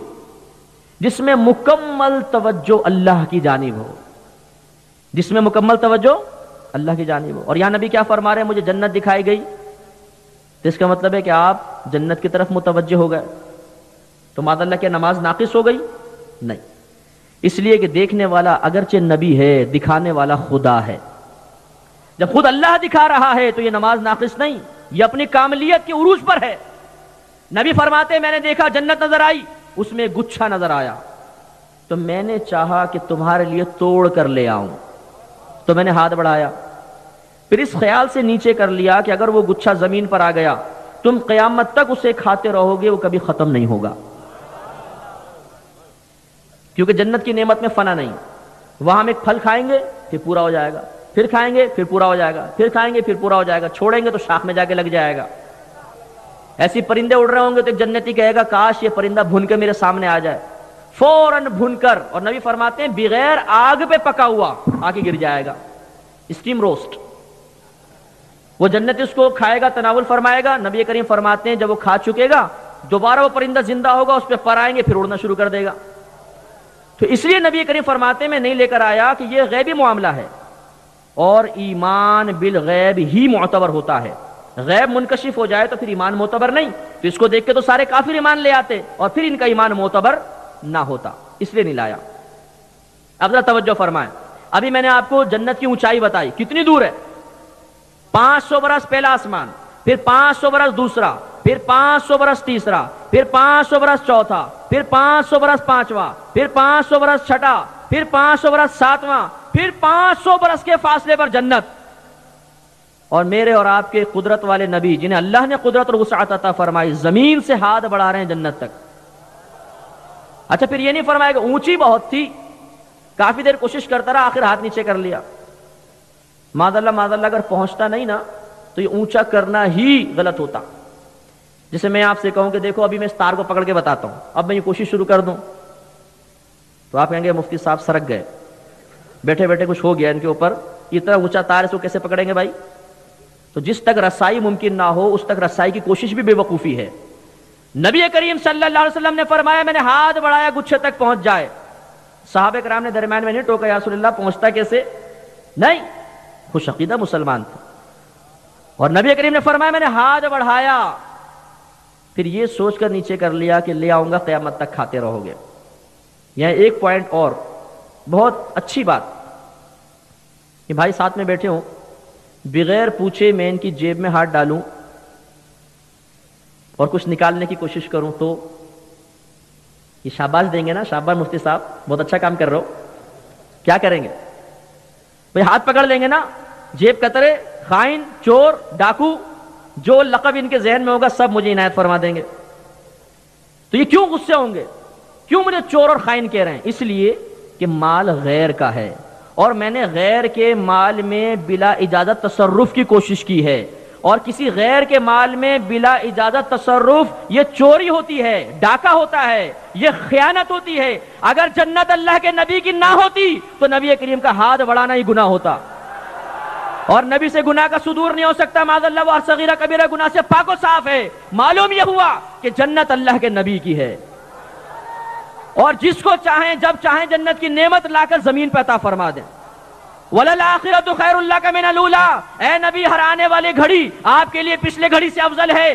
آج سے 1500 سال پہلے جو نبی ہاتھ بڑھا کے جنت تک ہاتھ پہنچانے پر قادر ہے، آج اس کی قدرت کی وسعت کا عالم کیا ہوگا؟ تو اس کے بارے میں اگر مسلمان ان احادیث کے پیش نظر یہ عقیدہ رکھیں کہ جنت اتنی دور، میرے نبی آج سے 1500 سال پہلے اس میں ہاتھ پہنچانے پہ قادر، تو مدینہ تو بڑا قریب ہے۔ اگر یہاں سے ہاتھ بڑھا کر عنایت فرما دے تو کون سے تعجب کی بات ہے؟ اور تاریخ کا مطالعہ کریں، خدا کی قسم سینکڑوں واقعات نبی کریم نے عطا فرمایا۔ ملا جامی رحمت اللہ علیہ کا واقعہ آپ نے سنا ہوگا، انتہائی عاشق رسول، نبی کریم صلی اللہ علیہ وسلم سے ملنے کے لیے مدینہ منورہ کی طرف چلے۔ جب مدینہ منورہ کی سرحد پر پہنچے، مدینہ منورہ کے والی کے خواب میں سرکار تشریف لائے، فرمایا ایک شخص آ رہا ہے، اسے مدینے میں داخل مت ہونے دینا۔ اس والی نے فوراً سپاہیوں کو تیار کیا، جلدی جاؤ، اس حلیہ کا ایک آدمی آ رہا ہے، اس کو اندر نہیں آنے دینا۔ سپاہی گئے، سرحد پہ روک دیا، حضور آپ کا آنا منع ہے۔ تھوڑا آگے چلے گئے، سپاہی واپس گئے، ایک دو دن بعد پھر ملا جامی رحمت اللہ علیہ تشریف لائے، پھر سرکار والی کے خواب میں آئے، وہ دوبارہ آ رہا ہے، اس کو روکو۔ انہوں نے سپاہیوں کو کہا ذرا سختی کرو، یہ دوبارہ کیوں آ رہا ہے؟ گئے اور ذرا سختی سے ان کو منع کیا۔ تیسری مرتبہ پھر جب آئے، سرکار پھر خواب میں تشریف لائے اور اس والی سے کہا کہ اسے پیار و محبت سے منع کرنا، وہ میرا مبغوض نہیں، مجھے اس سے نفرت نہیں، بلکہ وہ میرا محبوب ہے، میں اس لیے منع کر رہا ہوں کہ اگر وہ آئے گا وہ میرا ایسا عاشق ہے کہ مجھے خود اس کے استقبال کے لیے قبر سے باہر آنا پڑے گا۔ تو نبی کریم صلی اللہ علیہ وسلم ان چیزوں پہ قادر ہیں۔ آپ نے یہ محدثین تذکرۃ المحدثین اٹھا کے پڑھیے، کس طریقے سے محدثین کی مدد فرمائی. کبھی تو کسی کے خواب میں آ کے فرمایا ان کو روٹی پہنچاؤ، ان کو کھانا پہنچاؤ، اور کبھی خود انہوں نے دیکھا کہ نبی کریم اس طرح ہاتھ سے کچھ دے رہے ہیں، آنکھ کھولی تو ہاتھ میں سب کچھ ہے. تو یہ ہزارہا اس طرح کے واقعات موجود ہیں. ان سے یہ الحمدللہ نتیجہ مسلمانوں نے نکالا کہ اللہ کے نبی چاہیں تو پوری کائنات میں تصرف فرما سکتے ہیں. اب یہ سوال پیدا ہوتا ہے، چلو ٹھیک ہے مان لیا تصرف فرما سکتے ہیں، چلو مان لیا دیکھ بھی سکتے ہیں، تو کیا ان کے پاس کچھ ہے دینے کے لیے؟ کیونکہ بعضوں نے اپنی کتاب میں لکھ دیا کہ جو محمد جس کا نام محمد ہوگا وہ کسی چیز کا مالک نہیں. یہ بدتمیزی کا جملہ ایک عام مسلمان بھی سنے جس کو بالکل علم دین حاصل نہ ہو تو برا محسوس ہوگا. اللہ کے نبی کے لیے معاذ یہ لکھنا کہ جو جس کا نام محمد ہے اسے کسی چیز کا اختیار نہیں، وہ کسی چیز کا مالک نہیں. ابھی آپ نے دیکھا ہمارے نبی جنت کا گچھا لے کر آ رہے ہیں. ان احادیث پہ غور کرتے تو کبھی اس طرح قلم لغزش نہ کھاتا. اور آئیے ابو داؤد کی روایت، حضرت ربیعہ رضی اللہ تعالی عنہ ایک صحابی رسول ہیں اور انتہائی خوش قسمت صحابی. ان کی ڈیوٹی یہ تھی کہ جب نبی کریم صلی اللہ علیہ وسلم تہجد میں کاشانہ اقدس سے باہر تشریف لاتے تو یہ لوٹا اور مسواک پیش کر دیتے تھے. اب نبی کریم صلی اللہ علیہ وسلم کے رات میں عبادت اختیار کرنے کا کوئی ایک طریقہ نہیں تھا، کبھی ابتدائی حصے میں، کبھی درمیانے حصے میں، کبھی آخری حصے میں. تو کتنی سخت ڈیوٹی ہوگی کہ یہ غلام لوٹا اور مسواک لے کے بیٹھا ہوا کہ پتہ نہیں کب دروازہ کھلے اور باہر آئے اور میں پیش کر دوں. تو پوری رات اسی انتظار میں گزر جاتی تھی. اور خدا کی قسم اس انتظار مصطفیٰ پر ہماری پوری زندگی کی نمازیں، عبادتیں قربان. انتظار کس کا ہے؟ اللہ کے نبی کا. اور جب سرکار باہر آتے ہوں گے اور سرکار کے چہرہ انور پہ نگاہ پڑتی ہوگی تو ساری تھکن دور ہو جاتی ہوگی. کاش وہ منظر ہمیں بھی کبھی نظر آ جائے، خواب میں ہی نظر آ جائے. ایک سخت سردیوں کی رات نبی کریم صلی اللہ علیہ وسلم کاشانہ اقدس سے باہر نکلے. حضرت ربیعہ رضی اللہ تعالیٰ عنہ نے لوٹا اور مسواک پیش کیا. اتنی سخت رات، سردی شدید، اور غلام خدمت میں حاضر. نبی کریم صلی اللہ علیہ وسلم کا دریا رحمت جوش میں آیا. آپ نے ارشاد فرمایا سل ربیعہ، مانگ کیا مانگتا ہے. حضرت ربیعہ رضی اللہ تعالیٰ عنہ نے یہ نہیں کہا یا رسول اللہ آپ تو ہمیں تعلیم دیتے رہے کہ جوتی کا تسمہ بھی گم جائے تو اللہ سے مانگو، چھڑی بھی گر جائے تو اللہ سے مانگو، میں تو اللہ سے ڈائریکٹ مانگوں گا. بالکل ڈائریکٹ، انڈائریکٹ کا تو ہم قائل ہی نہیں ہے بابا. تو ہم یا رسول اللہ میں تو آپ سے کیوں مانگوں؟ آپ نے ہمیں شرک سے روکا اور معاذ اللہ شرک کی تعلیم دے رہے. سل ربیعہ، مانگ کیا مانگتا ہے. شیخ عبدالحق محدث دہلوی رحمۃ اللہ علیہ فرماتے ہیں نبی کریم کا مطلقاً فرمانا مانگ کیا مانگتا ہے. مطلقاً کا مطلب قید کے بغیر، کوئی دنیا کا قید مقید تو نہیں کہ نا دنیا کا مانگ کیا مانگتا ہے تو یہ کنڈیشن لگ گئی. آخرت کا مانگ کیا مانگتا ہے، آخرت کی کنڈیشن لگ گئی. نہیں، مانگ کیا مانگتا ہے. ملا علی قاری نے بھی یہ بات لکھی، فرماتے ہیں کہ نبی کریم کا مطلقاً فرمانا مانگ کیا مانگتا ہے یہ ثابت کرتا ہے کہ اللہ تعالیٰ نے دنیا اور آخرت کے سارے خزانے اپنے حبیب کے ہاتھ میں رکھ دیے ہیں. اب دیکھیے آپ سے کوئی کہے یار چلو مانگو مجھ سے، کیا مانگتے ہو؟ کیا ہوگا؟ آپ پہلے اس کی مالی حیثیت کا اندازہ کریں گے. کتنے پانی میں بابا، کتنا دے سکتا ہے؟ 40 50 لاکھ 2 لاکھ اتنے ہی مانگیں گے نا. اگر ایک فقیر فٹ پاتھ پہ بیٹھا ہوا مجھ سے کہے مفتی صاحب مانگو کیا مانگتے ہو، اور میں بولوں 1 کروڑ روپے دے دے، تو آپ صاحب کہیں گے کہ مفتی صاحب بیچارے کا دریا سخاوت جوش میں آیا اور آپ نے مٹکے سے اس کو بہا دیا، یہ کروڑ روپے کہاں سے دے گا؟ معلوم یہ ہوا جو چیز دے نہ سکتا ہو اس سے وہ شے مانگنا بے وقوفی ہے. اور جب آدمی مانگتا ہے تو اسے یعنی سامنے والے سے کوئی شے مانگتا ہے تو پہلے یہ اندازہ کر کے مانگتا ہے کہ یہ وہ چیز دے بھی سکتا ہے کہ نہیں. یہ آپ کا میرا اندازہ ہے، اور صحابہ کا اندازہ تو انتہائی پرفیکٹ، صحبت نبی میں رہنے والے تھے. اب دیکھیے حضرت ربیعہ رضی اللہ تعالیٰ عنہ سے کہا گیا سل ربیعہ، مانگ کیا مانگتا ہے. حضرت ربیعہ رضی اللہ تعالیٰ عنہ بڑے ذہین تھے، انہیں معلوم تھا کہ دنیاوی مال و متاع اگر لے بھی لیا تو عارضی فائدہ کیا ہے. سامنے والا پوری کائنات کا مالک اللہ تعالیٰ کے خزانے اس کے دست قدرت میں ہیں، جسے چاہیں جب چاہیں جو چاہیں عطا فرمائیں. دریا سخاوت جوش میں ہو، دینے والا قادر بھی ہو، تو کم کیوں مانگا جائے. عرض کیا رسول اللہ ربیعہ آپ سے جنت میں آپ کا پڑوس مانگتا ہے.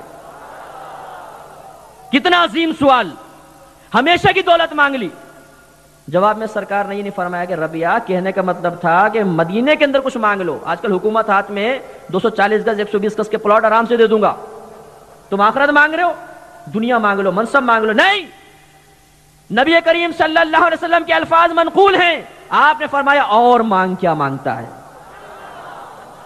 اس پر ملا علی قاری لکھتے ہیں گویا کہ نبی کریم نے فرمایا کہ تو نے جو کچھ مانگا وہ تو تجھے مل گیا، اور مانگ، کیا مانگتا ہے؟ میں جا کر بیٹھوں کسی کے یہاں مہمان بن کے، کھانا رکھا جائے تو کیا میزبان یہ کہے گا مصطفیٰ اور کچھ چاہیے؟ نہیں، ابھی تو کھانا ہی شروع نہیں ہوا، پہلے وہ کہے گا یہ کھائیے، جب میں کھانا شروع کروں گا پھر کہے گا اور کچھ چاہیے۔ اس کا مطلب ہے پہلے کھانا مجھ تک پہنچ گیا، پھر اور کچھ چاہیے کا جملہ صحیح ہوگا۔ تو نبی کریم نے فرمایا اصل ربیہ مانگ کیا مانگتا ہے؟ یا رسول اللہ جنت میں آپ کی رفاقت مانگتا ہوں۔ فرمایا اور مانگ، کیا مانگتا ہے؟ مطلب وہ تو تجھے مل گیا، مزید، اور مانے مزید اور مانگو۔ حضرت ربیہ رضی اللہ تعالیٰ عنہ نے عرض کیا رسول اللہ جب جنت میں آپ کا پڑوس مل گیا تو مجھے اور کیا چاہیے؟ تو جو نبی اپنے غلاموں کو جنت عطا فرمانے پر قادر، اس نبی کے بارے میں یہ گمان رکھنا، یہ خوش عقیدگی رکھنا کہ وہ دنیاوی نعمتیں ہمیں عطا فرما دے گا، اللہ کی بارگاہ سے لے کر ہمیں عطا فرمائے گا، اس میں کون سے تعجب کی بات، اس میں کون سے شرک کی بات؟ یہ تو خود اللہ کے نبی نے عطا فرمایا۔ صحابہ کرام کا عقیدہ دیکھیے، ایک غزوے میں جا رہے ہیں، عمر فاروق رضی اللہ تعالیٰ عنہ بارگاہ رسالت میں حاضر ہو کے عرض کرتے ہیں یا رسول اللہ پانی ختم۔ صحابہ کرام انتہائی پریشانی کے عالم میں ہیں، قریب ہے کہ وساوس ان کو گھیر لے۔ نبی کریم نے فرمایا کہ برتن میں تھوڑا سا پانی لے کر آؤ۔ برتن میں پانی لایا گیا، نبی کریم صلی اللہ علیہ وسلم نے اپنا دست انور اس پانی کے اندر رکھ دیا۔ صحابہ کہتے ہیں کہ ہم نے دیکھا کہ 5 انگلیوں سے پانی کے چشمے جاری ہو گئے، اور صحابہ کرام نے سیر ہو کر پیا، جانوروں کو پلایا، جس پہ غسل واجب تھا انہوں نے غسل کیا، وضو کیا، اور پھر بھی وہ پانی جاری رہا۔ پھر جب صحابہ کرام نے عرض کیا رسول اللہ بس کافی ہے، ہاتھ نکالا، جتنا پانی پہلے موجود تھا اب بھی برتن میں اتنا ہی موجود تھا۔ یہاں توجہ طلب بات یہ ہے کہ ریکویسٹ کرنے والے عمر فاروق رضی اللہ تعالی عنہ ہیں، جو انتہائی توحید پرست ہیں، بہت شدت پسند تھے آپ اس معاملے میں، اللہ تعالیٰ کی عظمت کے معاملے میں ذرہ برابر کمپرومائز کے لیے تیار نہیں ہوتے تھے۔ وہ صحابی اس یقین کے باوجود کہ اللہ تعالیٰ میری فریاد سنے گا، سننے پہ قادر ہے، ہم براہ راست اللہ سے کہہ سکتے ہیں، لیکن ڈائریکٹ نہیں کہا، رسول کی بارگاہ میں، اور جواب میں رسول نے یہ نہیں کہا عمر اعرابی میرے پاس آئے تو سمجھ میں آتا ہے، چلو دیہاتی ہیں بیچاروں کو آداب نہیں پتا، تم تو صحبت یافتہ ہو، تم ڈائریکٹ کیوں نہیں مانگتے ہو اللہ سے؟ پانی کون دے گا؟ اللہ۔ کھانا کون دیتا ہے؟ اللہ۔ اولاد کون دیتا ہے؟ اللہ۔ تو میرے پاس کیا لینے آئے ہو؟ نہیں، نبی کریم صلی اللہ علیہ وسلم نے پانی منگوا کر ثابت کر دیا کہ ہاں دیتا اللہ ہی ہے، لیکن اپنے حبیب کے ذریعہ عطا فرماتا ہے، اپنے محبوبوں کے ذریعہ عطا فرماتا ہے، دنیا میں کوئی نہ کوئی سبب بناتا ہے، لہذا اس میں شرعاً کوئی حرج نہیں۔ صحابہ نے آ کے فریاد کی اور نبی نے عطا فرمایا۔ آپ نے روایت سنی ہوگی، سیاہ ستہ کی روایت ہے، ابو ہریرہ رضی اللہ تعالیٰ عنہ سرکار کی بارگاہ میں حاضر ہوئے، اصحاب صفہ میں سے تھے۔ یا رسول اللہ جو کچھ سنتا ہوں یاد نہیں رہتا، ذہن سے نکل جاتا، آپ کرم فرمائیے۔ فرمایا چادر لے کر آؤ، چادر بچھائی، جو اللہ نے چاہا آپ نے پڑھا، پڑھنے کے بعد فرمایا ابو ہریرہ سمیٹ لے۔ ابو ہریرہ رضی اللہ تعالیٰ عنہ نے اس چادر کو سمیٹ لیا، کہتے ہیں خدا کی قسم اس کے بعد جب کبھی اللہ کے نبی کا کوئی کلام سنا میرے ذہن سے ایک لفظ بھی نہیں نکلا۔ دیانتداری سے بتائیے، حافظہ عطا فرمانا کیا یہ ما تحت الاسباب آتا ہے؟ یہ بھی ایک نئی تقسیم کر دی گئی، ما فوق الاسباب ما تحت الاسباب۔ یہ چونکہ علمی بات ہو جائے گی اس لیے آپ کی خدمت میں عرض نہیں کر رہا ہوں۔ بعض چیزیں ایسی ہوتی ہیں جو ذریعوں سے آتی ہیں، جیسے ڈاکٹر گولی دے کے شفا دے دیتا ہے تو کہتے ہیں ڈاکٹر نے شفا نہیں دی، گولی کو اللہ نے وسیلہ بنا دیا، یہ ذریعے سے ہے۔ اور ایک ہے کہ آپ سامنے آ کر بیٹھے کہ مفتی صاحب میں بیمار ہوں، میں دیکھوں اور آپ کو ٹھیک کر دوں، یہ بغیر سبب کے ہوا، تو وہ سبب کے تحت، یہ بغیر سبب کے۔ تو کہا جاتا ہے کہ وہ مدد مانگنا جائز ہے جو تحت الاسباب ہو، ما فوق الاسباب مانگنا یہ اصل میں شرک ہوگا۔ میں آپ سے دریافت کرتا ہوں کہ ایک چادر کو سمیٹ کر حافظے کی دولت عطا فرما دینا کیا یہ سبب میں ہے؟ کیا عادتاً ایسا ہی ہوتا ہے؟ نہیں، اللہ کے نبی کے ہاتھ میں سارے خزانے ہیں، جس کو چاہیں جیسے چاہیں عطا فرمائیں۔ حضرت علی رضی اللہ تعالیٰ عنہ، غزوہ خیبر کا موقع ہے، بار بار خیبر پہ حملے ہو رہے ہیں، کوئی فتح ہی نہیں ہو رہا قلعہ. سرکار نے فرمایا کل علم اس کو دوں گا جو خیبر کو فتح کر لے گا. توجہ چاہتا ہوں، صحیح حدیث ہے، کل علم اس کو دوں گا جو خیبر کو فتح کر لے گا. آج کل کا کوئی ٹوٹا پھوٹا مولوی ہوتا تو کہتا اللہ کے نبی کو کل کا کیا پتا، انہیں کیا معلوم کل کی بات، یہ تو غیبی امر ہے، کل کیا ہوگا، اللہ کے نبی کیسے کہہ رہے ہیں. نہیں، کسی نے آبجیکشن نہیں کیا، بلکہ صحابہ کرام فرماتے ہیں جب نبی کی زبان سے نکلا کہ کل میں جھنڈا اس کو دوں گا جس کے ہاتھ پہ اللہ فتح عطا فرمائے گا، تو ہم میں سے ہر ایک بے چین ہو گیا اور اس بات کا متمنی ہوا کہ کاش کل وہ جھنڈا ہمیں دے دیا جائے. اتنا یقین کامل کہ اللہ کے نبی کو مستقبل کا علم ہے. اب سب صبح ہوئی تو لائن سے کھڑے ہوئے ہیں، متمنی ہے. آپ نے دیکھا ہے جب کوئی بڑی شخصیت آتی ہے تو ہر ایک اپنا منہ آگے وہ کرتا ہے کہ چلو مجھ پہ نگاہی پڑ جائے، چاہے جاننا پہچان نظر پڑ جائے، اور نظر پڑ جاتی ہے کوئی مسکرا کے دیکھ لے تو بولتے ہیں ہاں مجھے مسکرا کے دیکھا تھا. اور کہ ہاتھ ملانے کا موقع مل جائے اور آپ کے یہاں جو بدعت فوٹو کی ایجاد ہو گئی وہ بھی اگر کام کر جائے تو بولیں گے دیکھا فوٹو بھی آ گئی، مفتی صاحب سے ہاتھ ملا رہا تھا، فلاں سے ہاتھ ملا رہا تھا. اب صحابہ اچک رہے، جان بوجھ کے اپنا چہرہ دکھا رہے کہ کاش نبی کریم منتخب فرما لے. سرکار نے سب پہ نگاہ دوڑائی، فرمایا کہ علی کہاں ہے. حضرت علی رضی اللہ تعالیٰ عنہ کو ان دنوں میں آشوب چشم کی بیماری تھی، تو آپ وہاں تشریف ہی نہیں لائے تھے. کیسی پانی بہے گا میں آؤں گا وہاں پر نہیں آئے. سرکار نے فرمایا علی کہاں ہے.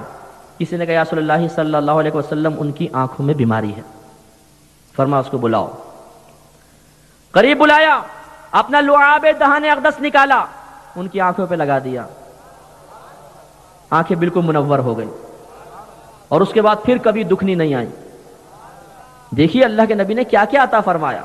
کسی کو شفا دے رہے ہیں، کسی کو پانی پلا رہے ہیں، کسی کو کھانا کھلا رہے ہیں، ان میں اضافہ فرما رہے ہیں. خدا کی قسم ان روایات پر آپ غور کریں.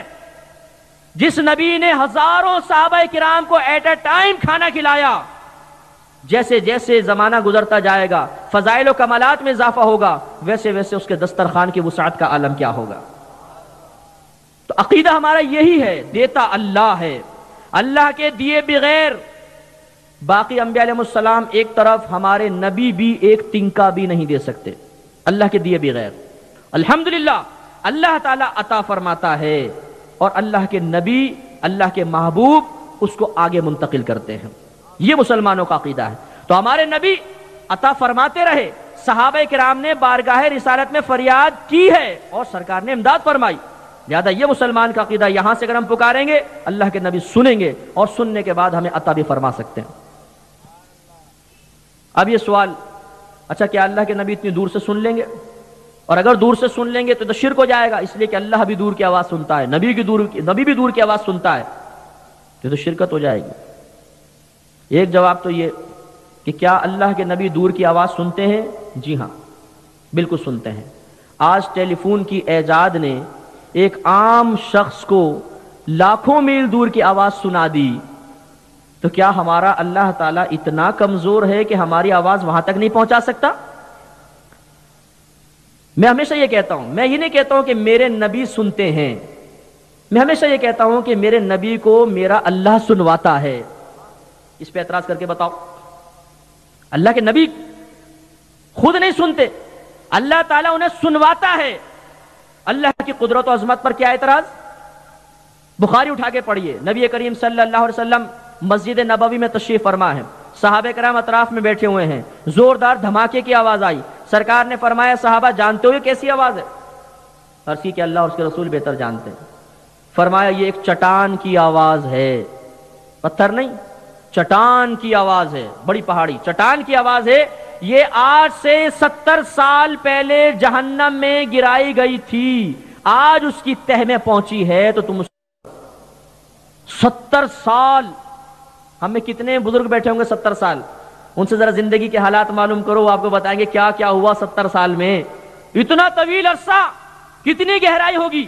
اور اللہ کے نبی زمین پر بیٹھ کر نہ صرف خود سن رہے ہیں بلکہ صحبت نبی کی برکت سے صحابہ کرام بھی اس کو سن رہے ہیں. اور جو اللہ کا نبی آج سے 1500 سال پہلے زمین پہ بیٹھ کر 70 سال کی گہرائی کی آوازیں سن رہا ہے، آج اس کی سماعت کی وسعت کا عالم کیا ہوگا. اور وہ تو نبی ہیں. ہمارے نبی جب قبرستان میں جاتے تھے تو کیا کہتے تھے؟ السلام علیکم یا اہل القبور، قبر والے کو یا کے ساتھ ندا دینا خود نبی سے ثابت. اور پھر یا اہل القبر نہیں فرمایا اے قبر والے تجھ پر سلام، نہیں، یا اہل القبور جمع کا صیغہ، تمام قبر والوں تمہیں سلام. منو مٹی کے نیچے دبا ہوا مردہ، اسے اللہ کے نبی سلام فرما رہے ہیں. اگر نہ سنے تو سلام کرنا بے وقوفی. میں سمجھاتا ہوں، آپ کے ابا جان سو رہے ہوں اور آپ جا کر کہیں ابا جان السلام علیکم، تو امی کیا کہے گی کہ میرا بیٹا تو گیا، کروا دیا خاندان والوں نے اس پر کچھ، یہ تو گیا میرے ہاتھ سے، ابا کو سلام کر رہا، ابا سویا ہوا ہے. تو معلوم یہ ہوا کہ جو سنتا نہ ہو اس کو سلام کرنا بے وقوفی ہوتا ہے. یہ تو بخاری کی روایت ہے، سرکار نے فرمایا جب تم قبرستان جا کے مردوں کو سلام کرتے ہو وہ اس کا جواب دیتے ہیں لیکن تم اس کا شعور نہیں رکھتے. تو سنتے ہیں. ایک عام مردہ منو مٹی کے نیچے سن سکتا ہے، جب تک روح جسم میں تھی نہیں سن سکتا تھا. آپ کسی زمین کھود کے اندر چھپ جائیے زندگی کی حالت میں، آپ کو باہر سے پکارے آواز ہی نہیں آئے گی. لیکن جب آپ کی روح جسم کی قید سے آزاد ہوگی تو آپ جیسا اور مجھ جیسا عام آدمی بھی باہر کی آوازیں سن لے گا. تو اللہ کے نبی کی سماعت کا عالم کیا ہوگا. اس لیے ہمارا یہ عقیدہ ہے کہ اگر ہم یہاں سے بھی پکاریں گے تو اللہ کے نبی سنیں گے. دوسری بات، یہ شرک ہو گیا. اللہ بھی اتنی دور کی آواز سن سکتا ہے، دور و نزدیک کی آواز تو اللہ سن سکتا ہے، آپ نبی کے لیے بھی مانے تو شرک. میں سمجھانے کے لیے عرض کرتا ہوں کہ اللہ تعالیٰ تو دور کی آواز سنتا ہی نہیں. کیوں؟ آپ کہیں گے مفتی صاحب نے کیا کر دیا، وہ عقیدہ خراب کر رہے ہیں. تو نہیں، اس لیے کہ میں آپ سے پوچھتا ہوں، دل پر ہاتھ رکھ کر ذرا بتائیے کہ اللہ تعالیٰ کسی شے سے دور ہے؟ وَإِذَا سَأَلَكَ عِبَادِ عَنِّي، اے حبیب جب یہ میرے بندے میرے بارے میں آپ سے سوال کریں فَإِنِّي قریب، تو آپ فرما دیجئے میں تم سے بہت قریب ہوں. یہ تو قرآن کہہ رہا ہے، اللہ تعالیٰ کسی سے دور نہیں. ہاں جو ایسے رب کو مانے جو واقعی اس سے دور ہے تو الگ بات ہے. ہم تو ایسے رب کو مانتے ہیں کہ وہ شاہرک سے بھی زیادہ قریب ہے. قریب سے سننا یہ اللہ تبارک و تعالی کا فعل ہے، دور سے سننا نبی کے خاصہ ہو سکتا ہے، اللہ کا نہیں. اللہ تعالیٰ قریب کی آوازیں سنتا ہے اور اس کی عطا سے حبیب دور دور کی آوازیں سن لیتے ہیں. اب شاید آپ کے ذہن میں سوال پیدا ہوگا کہ ہمارے نبی تو عربی تھے، کوئی انگلش میں فریاد کر رہا ہے، کوئی بلوچی میں بول رہا ہے، کوئی سندھی میں، کوئی جاپانیز میں، کوئی چائنیز زبان میں، تو کیا اللہ کے نبی سب کچھ سن لیں گے، سب سمجھ لیں گے؟ یاد رکھیے گا، اس کو میں عقلی دلیل سے آپ کو سمجھاؤں گا کہ آدم علیہ السلام کو اللہ تبارک و تعالی نے تمام اشیاء کے نام سکھائے. ساتھ ساتھ مفسرین فرماتے ہیں کہ اللہ تعالیٰ نے آدم علیہ السلام کو 7 لاکھ زبانیں سکھائی تھیں اور آپ اپنی اولاد سے ان مختلف زبانوں میں کلام فرماتے تھے، کسی اولاد سے کسی زبان میں، کسی اولاد سے کسی زبان میں. پھر آپ کی اولاد دنیا میں تقسیم ہوئی تو جس اولاد نے جو زبان اختیار کی تھی پھر وہ اس زمانے میں عام ہو گئی، تو اس طرح مختلف زبانیں مارز وجود میں آئیں. اس لیے یاد رکھیں کہ جتنی بھی لغتیں کائنات میں ہیں سب توقیفی ہیں. توقیفی کا مطلب اللہ کی طرف سے عطا کردہ ہے، خود ہم نے ان کو نہیں بنایا، کوئی زبان خود نہیں بنی، اس کی اصل، اس کی اساس، اس کی بنیاد اللہ کی عطا کردہ ہے. ہاں یہ الگ بات ہے کہ جب اللہ نے عطا کی بعد میں تغیر پیدا ہوا، دوسری زبانیں زبان میں شامل ہو گئی، ہماری زبان دوسری زبان میں چلی گئی، یہ الگ بات ہے. لیکن ہر زبان اللہ نے آدم علیہ السلام کو سکھائی، آپ نے اولاد سے مختلف زبانوں میں کلام کیا اور وہ کلام عام ہوتا چلا گیا. یہ بات جب سمجھ گئے تو یاد رکھیے ہمارے نبی بالاتفاق تمام انبیاء علیہم السلام سے افضل اور اعلیٰ ہے، اور ہمارے نبی کریم صلی اللہ علیہ وسلم کے افضل اور اعلیٰ ہونے کی سب سے بڑی دلیل یہ ہے کہ آپ کا علم تمام نبیوں سے زیادہ ہے. ورنہ بظاہر اگر آپ دیکھیں تو نوح علیہ السلام نے 950 برس تبلیغ فرمائی، 950 برس، تو 950 برس عبادت بھی کی ہوگی. تو بظاہر تو ایسا لگتا ہے کہ نبی کریم کی 63 سالہ زندگی کی عبادت اور نوح علیہ السلام کی 950 برس کی عبادت بظاہر زیادہ ہے. ہمارے نبی کو جو فضیلت و کمال حاصل ہے وہ علم کے اعتبار سے، کیونکہ علم بزرگی بناتا ہے، عبادت نہیں، علم. آدم علیہ السلام کے پاس علم تھا، قرآن ثابت کر رہا ہے. تو شیطان کی عبادت، فرشتوں کی عبادت ایک طرف، سب کو حکم دیا سجدہ ریز ہو جاؤ، آدم تم سے افضل ہے اس لیے کہ اس کے پاس علم ہے. جب نبی کریم سفر معراج کے لیے تشریف لے گئے، بیت المقدس پہ پہنچے، تمام انبیاء علیہ السلام موجود، سرکار نے امامت فرمائی. اور یہ اصول ہوتا ہے کہ جس مقام پہ کوئی امام جمع نہ ہو، امام مقرر نہ ہو اور لوگ جمع ہو جائیں، امامت کا حق اسے حاصل ہوگا جس کا علم سب سے زیادہ ہوگا. سرکار نے امامت فرمائی، آپ کا علم سب سے زیادہ. تو اس دلیل سے ثابت ہوا جب آدم علیہ السلام کو 7 لاکھ زبانیں آتی ہیں تو بعطائے الہی ہمارے نبی تمام زبانیں سمجھنے پر قادر ہیں اللہ کی عطا سے۔ اور میں کبھی کبھی سمجھانے کے لیے مزید عرض کرتا ہوں جو اور آپ کو سمجھائے گا۔ مجھے یہ بتائیے کہ شیطان ہمارے دل میں وسوسہ کس زبان میں ڈالے گا؟ بھئی آپ کے یہاں اگر اردو بولی جاتی ہے اور شیطان انگلش میں وسوسہ ڈالنا شروع کر دے اور انگلش آتی نہ ہو تو آپ کہیں گے باپ رے کہاں سے آوازیں آ رہی ہیں بھائی؟ آپ کہیں گے آصف کا سایہ آ گیا۔ اور جاپانی میں ٹی ٹاؤں ٹی کرنے لگ جائے تو آپ کہیں گے میرے تو دماغ شارٹ ہو گیا، پتہ نہیں کہاں سے وسوسے آ رہے ہیں، کہاں سے آوازیں آ رہی ہیں۔ تو معلوم یہ ہوا کہ شیطان جس شخص کو وسوسہ ڈالتا ہے اسی کی زبان میں ڈالتا ہے۔ تو اس کا مطلب ہے کہ شیطان کو بڑی زبانیں آتی ہیں، ہر گلی کی زبان، ہر محلے کی زبان، ہر قوم کی زبان، ہر برادری کی زبان۔ اب میں آپ سے پوچھتا ہوں، اپنی قوت ایمانی کو سامنے رکھ کر جواب دیجئے، میرے نبی کا علم بڑا کہ شیطان کا؟ جو کہے شیطان کا بڑا تو چلو ٹھیک ہے، پھر تو وہ شیطان کو بڑا مانے گا، اور جو کہے اللہ کے نبی کا علم زیادہ، تو جب شیطان تمام زبانیں سمجھ سکتا ہے بعطائے الہی، یہ ناممکن نہیں، تو پھر ہمارے نبی تو بدرجہ اولیٰ جانیں گے۔ اچھا اگر آپ کے ذہن میں خیال پیدا ہو کہ چلو فریاد کی تو سن لی، اگر کوئی گونگا ہو تو وہ تو بول ہی نہیں سکے گا، وہ بیچارہ کیا کرے؟ تو یاد رکھیے کہ اللہ کے نبی زبان کے الفاظ کو بعد میں دیکھتے ہیں، قلب کے خطرات پر پہلے مطلع ہو جاتے ہیں۔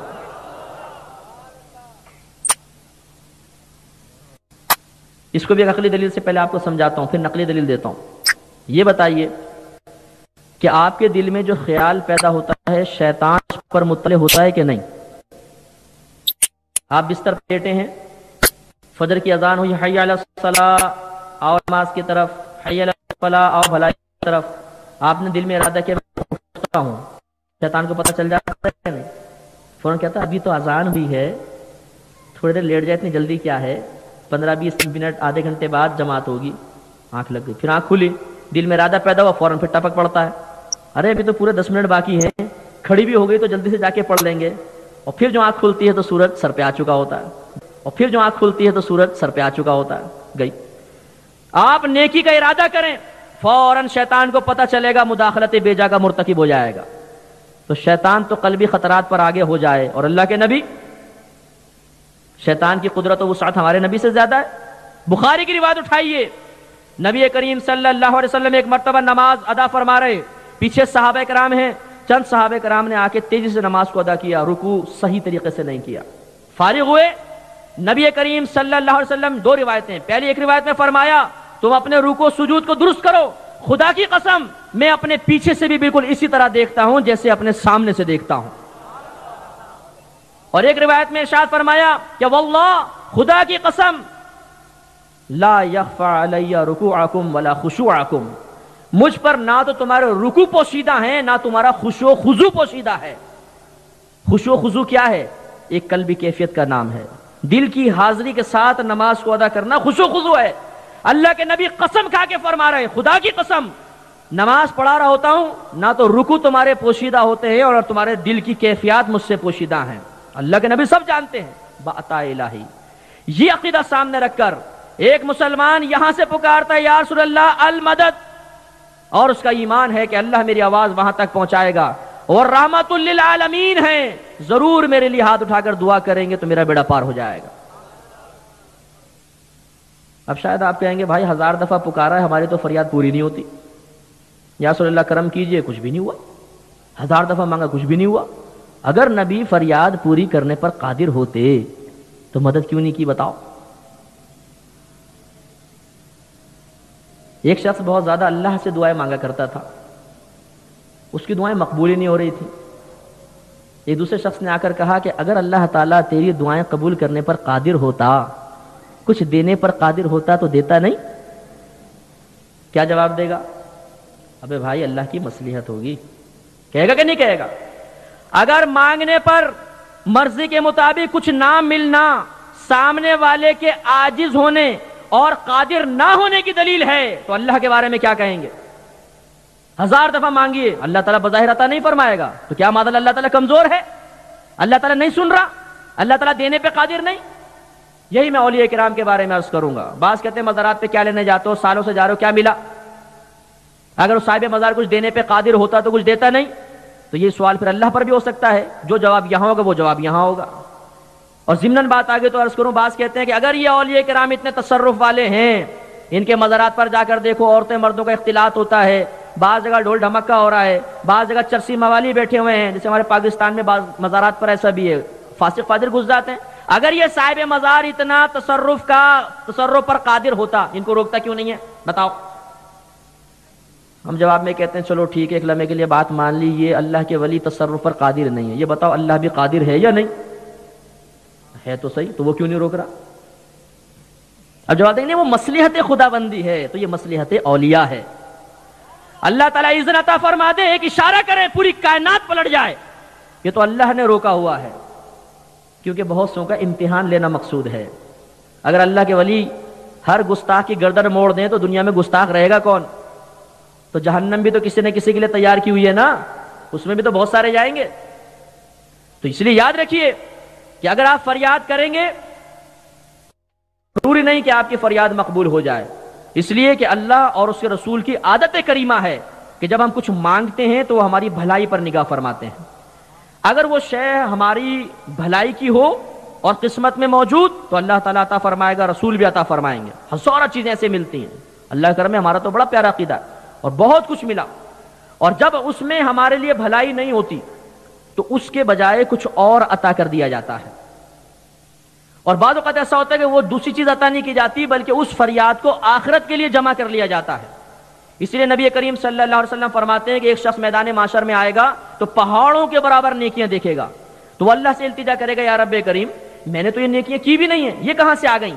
تو اللہ تعالیٰ فرمائے گا کہ یہ تیری وہ دعائیں ہیں جو میں نے کسی مصلحت کی وجہ سے دنیا میں قبول نہیں کی تھی، یہ اس کا بدلہ ہے۔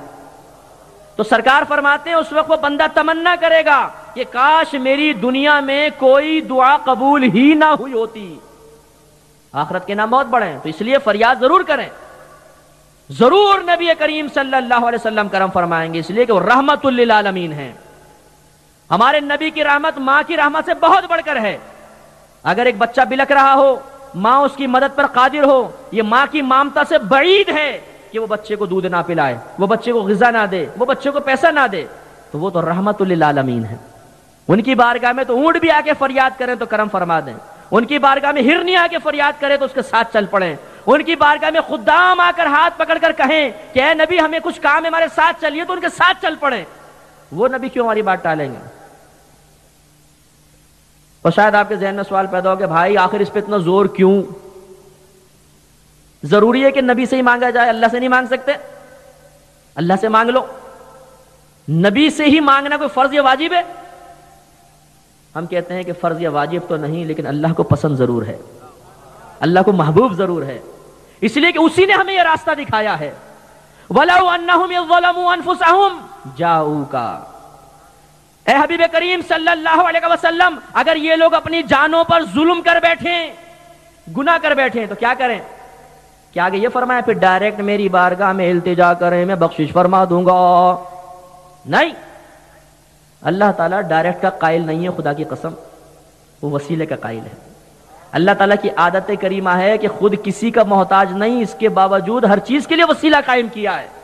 بارش برساتا ہے فرشتہ وسیلہ، غذا پہنچاتا ہے فرشتہ وسیلہ، موت دینا چاہتا ہے فرشتہ وسیلہ، بچے کی پیدائش چاہتا ہے ماں باپ کو وسیلہ بناتا ہے، آدمی کو قائم رکھنا چاہتا ہے غذا کو وسیلہ بنا دیا، ہدایت عطا فرمانا چاہیے 1,00,000 کم و بیش 24,000 انبیاء علیہ السلام کو کائنات میں مبعوث فرمایا، اور کلام کرنا چاہتا ہے تو کتاب کی شکل میں متشکل فرما دیا، ہر چیز کے لیے وسیلہ قائم فرماتا ہے، حالانکہ محتاج نہیں ہے۔ اللہ تعالیٰ نے ہمیں گھر دکھایا، اللہ نے ہمیں در دکھایا، اللہ نے ہمیں راہ دکھائی۔ وَلَوْ أَنَّهُمْ إِذْ ظَلَمُوا، اے حبیب اگر یہ اپنی جان پر ظلم کر بیٹھیں، جاؤک، آپ کی بارگاہ میں حاضر ہو جائیں، فَاسْتَغْفِرُ اللَّهَ، پھر اللہ تبارک و تعالی سے استغفار کریں، تو کیا بخشش ہو جائے گی؟ نہیں، ایک لاسٹ سٹیپ ابھی باقی ہے، وہ کیا؟ نبی کی سفارش۔ وَاسْتَغْفَرَ لَهُمُ الرَّسُولُ، اور یہ رسول بھی ان کے لیے دعائے بخشش کرے تو اب کیسے غیر مقبول ہوگی؟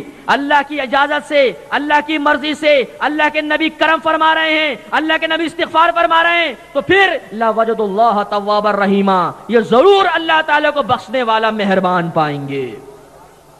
ضرور لا وجد اللہ، لا کا ترجمہ ہے ضرور، شک مت کرنا، ضرور بخشنے والا مہربان پائیں گے۔ کیوں؟ میں آپ سے سوال کرتا ہوں، میں کٹہرے میں کھڑا ہوں، آپ جج ہیں، میں آپ سے سوال کرتا ہوں، بتائیے میرا جرم کیا ہے؟ مجھے اللہ کہہ رہا ہے کہ بارگاہ رسالت میں حاضر ہو جاؤ، اور جج صاحب آپ یہ کہہ رہے ہیں کہ ڈائریکٹ اللہ سے مانگو، میں آپ کی مانوں کہ اللہ کی مانوں؟ جج صاحب کیا فیصلہ کریں گے؟ آپ ڈاؤن ہونا پڑے گا، اللہ کی ماننی پڑے گی نا، تو وسیلہ وابتغوا الیہ الوسیلہ، اس کی بارگاہ میں وسیلہ تلاش کرو۔ جہاں فرمایا ایاک نعبد و ایاک نستعین، اے اللہ ہم خاص تیری ہی عبادت کرتے ہیں، خاص تجھی سے مدد مانگتے ہیں، شبہ پیدا ہوا، خاص اللہ سے مدد مانگتے ہیں، یہ مومنین کی صفات بیان ہو رہی ہیں، تو پھر اللہ کے نبی سے مدد، فرشتوں سے مدد، اولیاء سے مدد، صحابہ سے مدد، تو آگے فرمایا وَاسْتَعِینُوا بِالصَّبْرِ وَالصَّلَاةِ، صبر اور نماز سے مدد طلب کرو۔ جن حروف اصلیہ سے نستعین بنا، ان حروف اصلیہ سے وَاسْتَعِینُوا بنا۔ کمال دیکھیے اللہ تبارک و تعالیٰ کا، ایک ہی حروف اصلیہ سے ایک مقام پر اگر وسوسہ پیدا ہوا، دوسرے مقام پہ کاٹ فرما دی۔ نماز خدا نہیں، صبر خدا نہیں، اور ان سے مدد مانگنے کا اللہ تعالیٰ حکم دے رہا ہے۔ معلوم یہ پہلے مقام پر مطلب کچھ اور ہے، اس کا مطلب ہرگز یہ نہیں ہے کہ خاص اللہ سے مانگو اور کسی سے مت مانگو۔ مت مانگو کہاں فرمایا؟ ایک چیز کا ثبوت دوسرے کا انکار نہیں ہوتا۔ میں اگر یہاں پر کہوں کہ یہاں پہ اویسی صاحب بیٹھے ہوئے ہیں، یہاں پر اسٹیج پہ اویسی صاحب موجود ہیں، ایک چیز کا ثبوت ہوا، تو کیا حاجی سیٹھ صاحب کی موجودگی کا انکار ثابت ہوگا؟ آپ یہ کہیں گے کہ مفتی صاحب نے کہا کہ حاجی سیٹھ صاحب یہاں موجود نہیں ہیں، میں نے کب کہا ہے؟ آپ نے کہا، آپ نے تو کہا اویسی صاحب موجود ہے۔ تو ایک چیز کے ثبوت سے دوسری شے کا انکار لازم نہیں آتا۔ اے اللہ ہم خاص تجھی سے مدد مانگتے ہیں، اس کا مطلب یہ کہاں ثابت ہوا کہ دوسرے سے مدد مانگنا حرام ہو گیا؟ بلکہ اس کا مطلب یہ ہے کہ اے اللہ خاص فاعل حقیقی سمجھ کے تجھ سے مدد مانگتے ہیں، باقی جس سے مدد مانگیں گے اس کو وسیلہ سمجھ کر مانگیں گے۔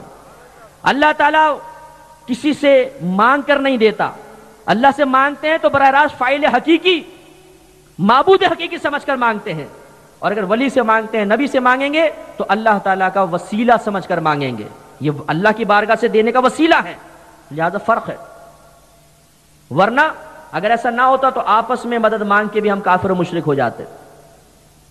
میں آپ سے مدد مانگتا، ہاتھ پکڑ کے کہتے ایاک نعبد و ایاک نستعین، مفتی صاحب قرآن نے پڑھا، ہم خاص اللہ سے ہی اللہ کی عبادت کرتے ہیں، خاص اسی سے مدد مانگتے ہیں، اور آپ مجھ سے مدد مانگ کے مشرک ہو رہے ہیں؟ کلمہ پڑھیں دوبارہ۔ نہیں، مدد بالکل جائز ہے، اس لیے کہ ہم ان کو معبود سمجھ کر، فاعل حقیقی سمجھ کر، مؤثر حقیقی سمجھ کر نہیں مانگ رہے، دینے والا اللہ ہے، اس کو دیا تو چلو مانگ لو، جائز۔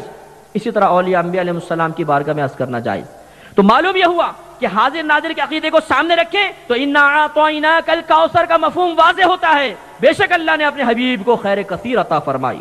کیسے کیسے کمالات، نہیں مانتے میدان محشر میں ماننا پڑے گا۔ مسلم گواہ ہے، بیان کرنے والے آپ کے نبی ہیں، فرماتے میدان محشر میں سب لوگ جمع ہوں گے، آخری روایت توجہ فرمائیے، تمام لوگ جمع ہوں گے، حساب و کتاب کا سلسلہ شروع نہیں ہو رہا ہوگا، لوگ سخت بے چینی کے عالم میں، بھوک پیاس گرمی، کیا کریں؟ ان میں سے ایک ذہین آدمی کہے گا ایسا کرتے ہیں کہ آدم علیہ السلام کی بارگاہ میں چلتے ہیں، وہ ابو البشر ہیں، تمام نبیوں کے والد ہیں، سب سے پہلے نبی بن کے تشریف لائے، ہماری سفارش کر دیں گے، حساب کتاب تو شروع ہو۔ یہ پورا مجمع اربوں کھربوں لوگوں کو چیرتا ہوا آدم علیہ السلام کی بارگاہ میں پہنچے گا۔ کتنی مشکل سے پہنچیں گے؟ ابھی جب ہم نکلیں گے یا آتے ہیں، یا جیسے نعت خواں حضرات ہمارے اویس بھائی تشریف لائے تھے، تو آپ مسافہ کرنے کے لیے جب آگے بڑھتے ہیں تو کتنی دقت پیدا ہوتی ہے، پبلک راستہ کہاں دیتی ہے؟ میدان محشر میں اس سے زیادہ ازدحام ہوگا۔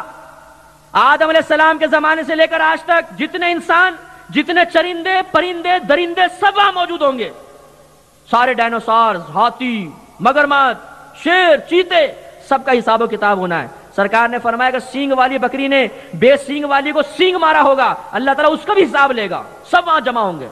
لیکن جانوروں کا حساب ہونے کے بعد ان کو سب کو مٹی کر دیا جائے گا، ماں سوا چند ایک کے جن کے تخصیص آگے کے جنت میں جائیں گے، باقی سب جانور مٹی میں مل جائیں گے۔ لیکن سارے جانور میدان معاشر میں موجود، اب یہ گروپ پورا تلاش کرتا کرتا آدم علیہ السلام کی بارگاہ میں، حضور کرم فرمائیے، آپ ابو البشر ہیں، آپ اللہ کی بارگاہ میں ہماری سفارش کر دیجئے۔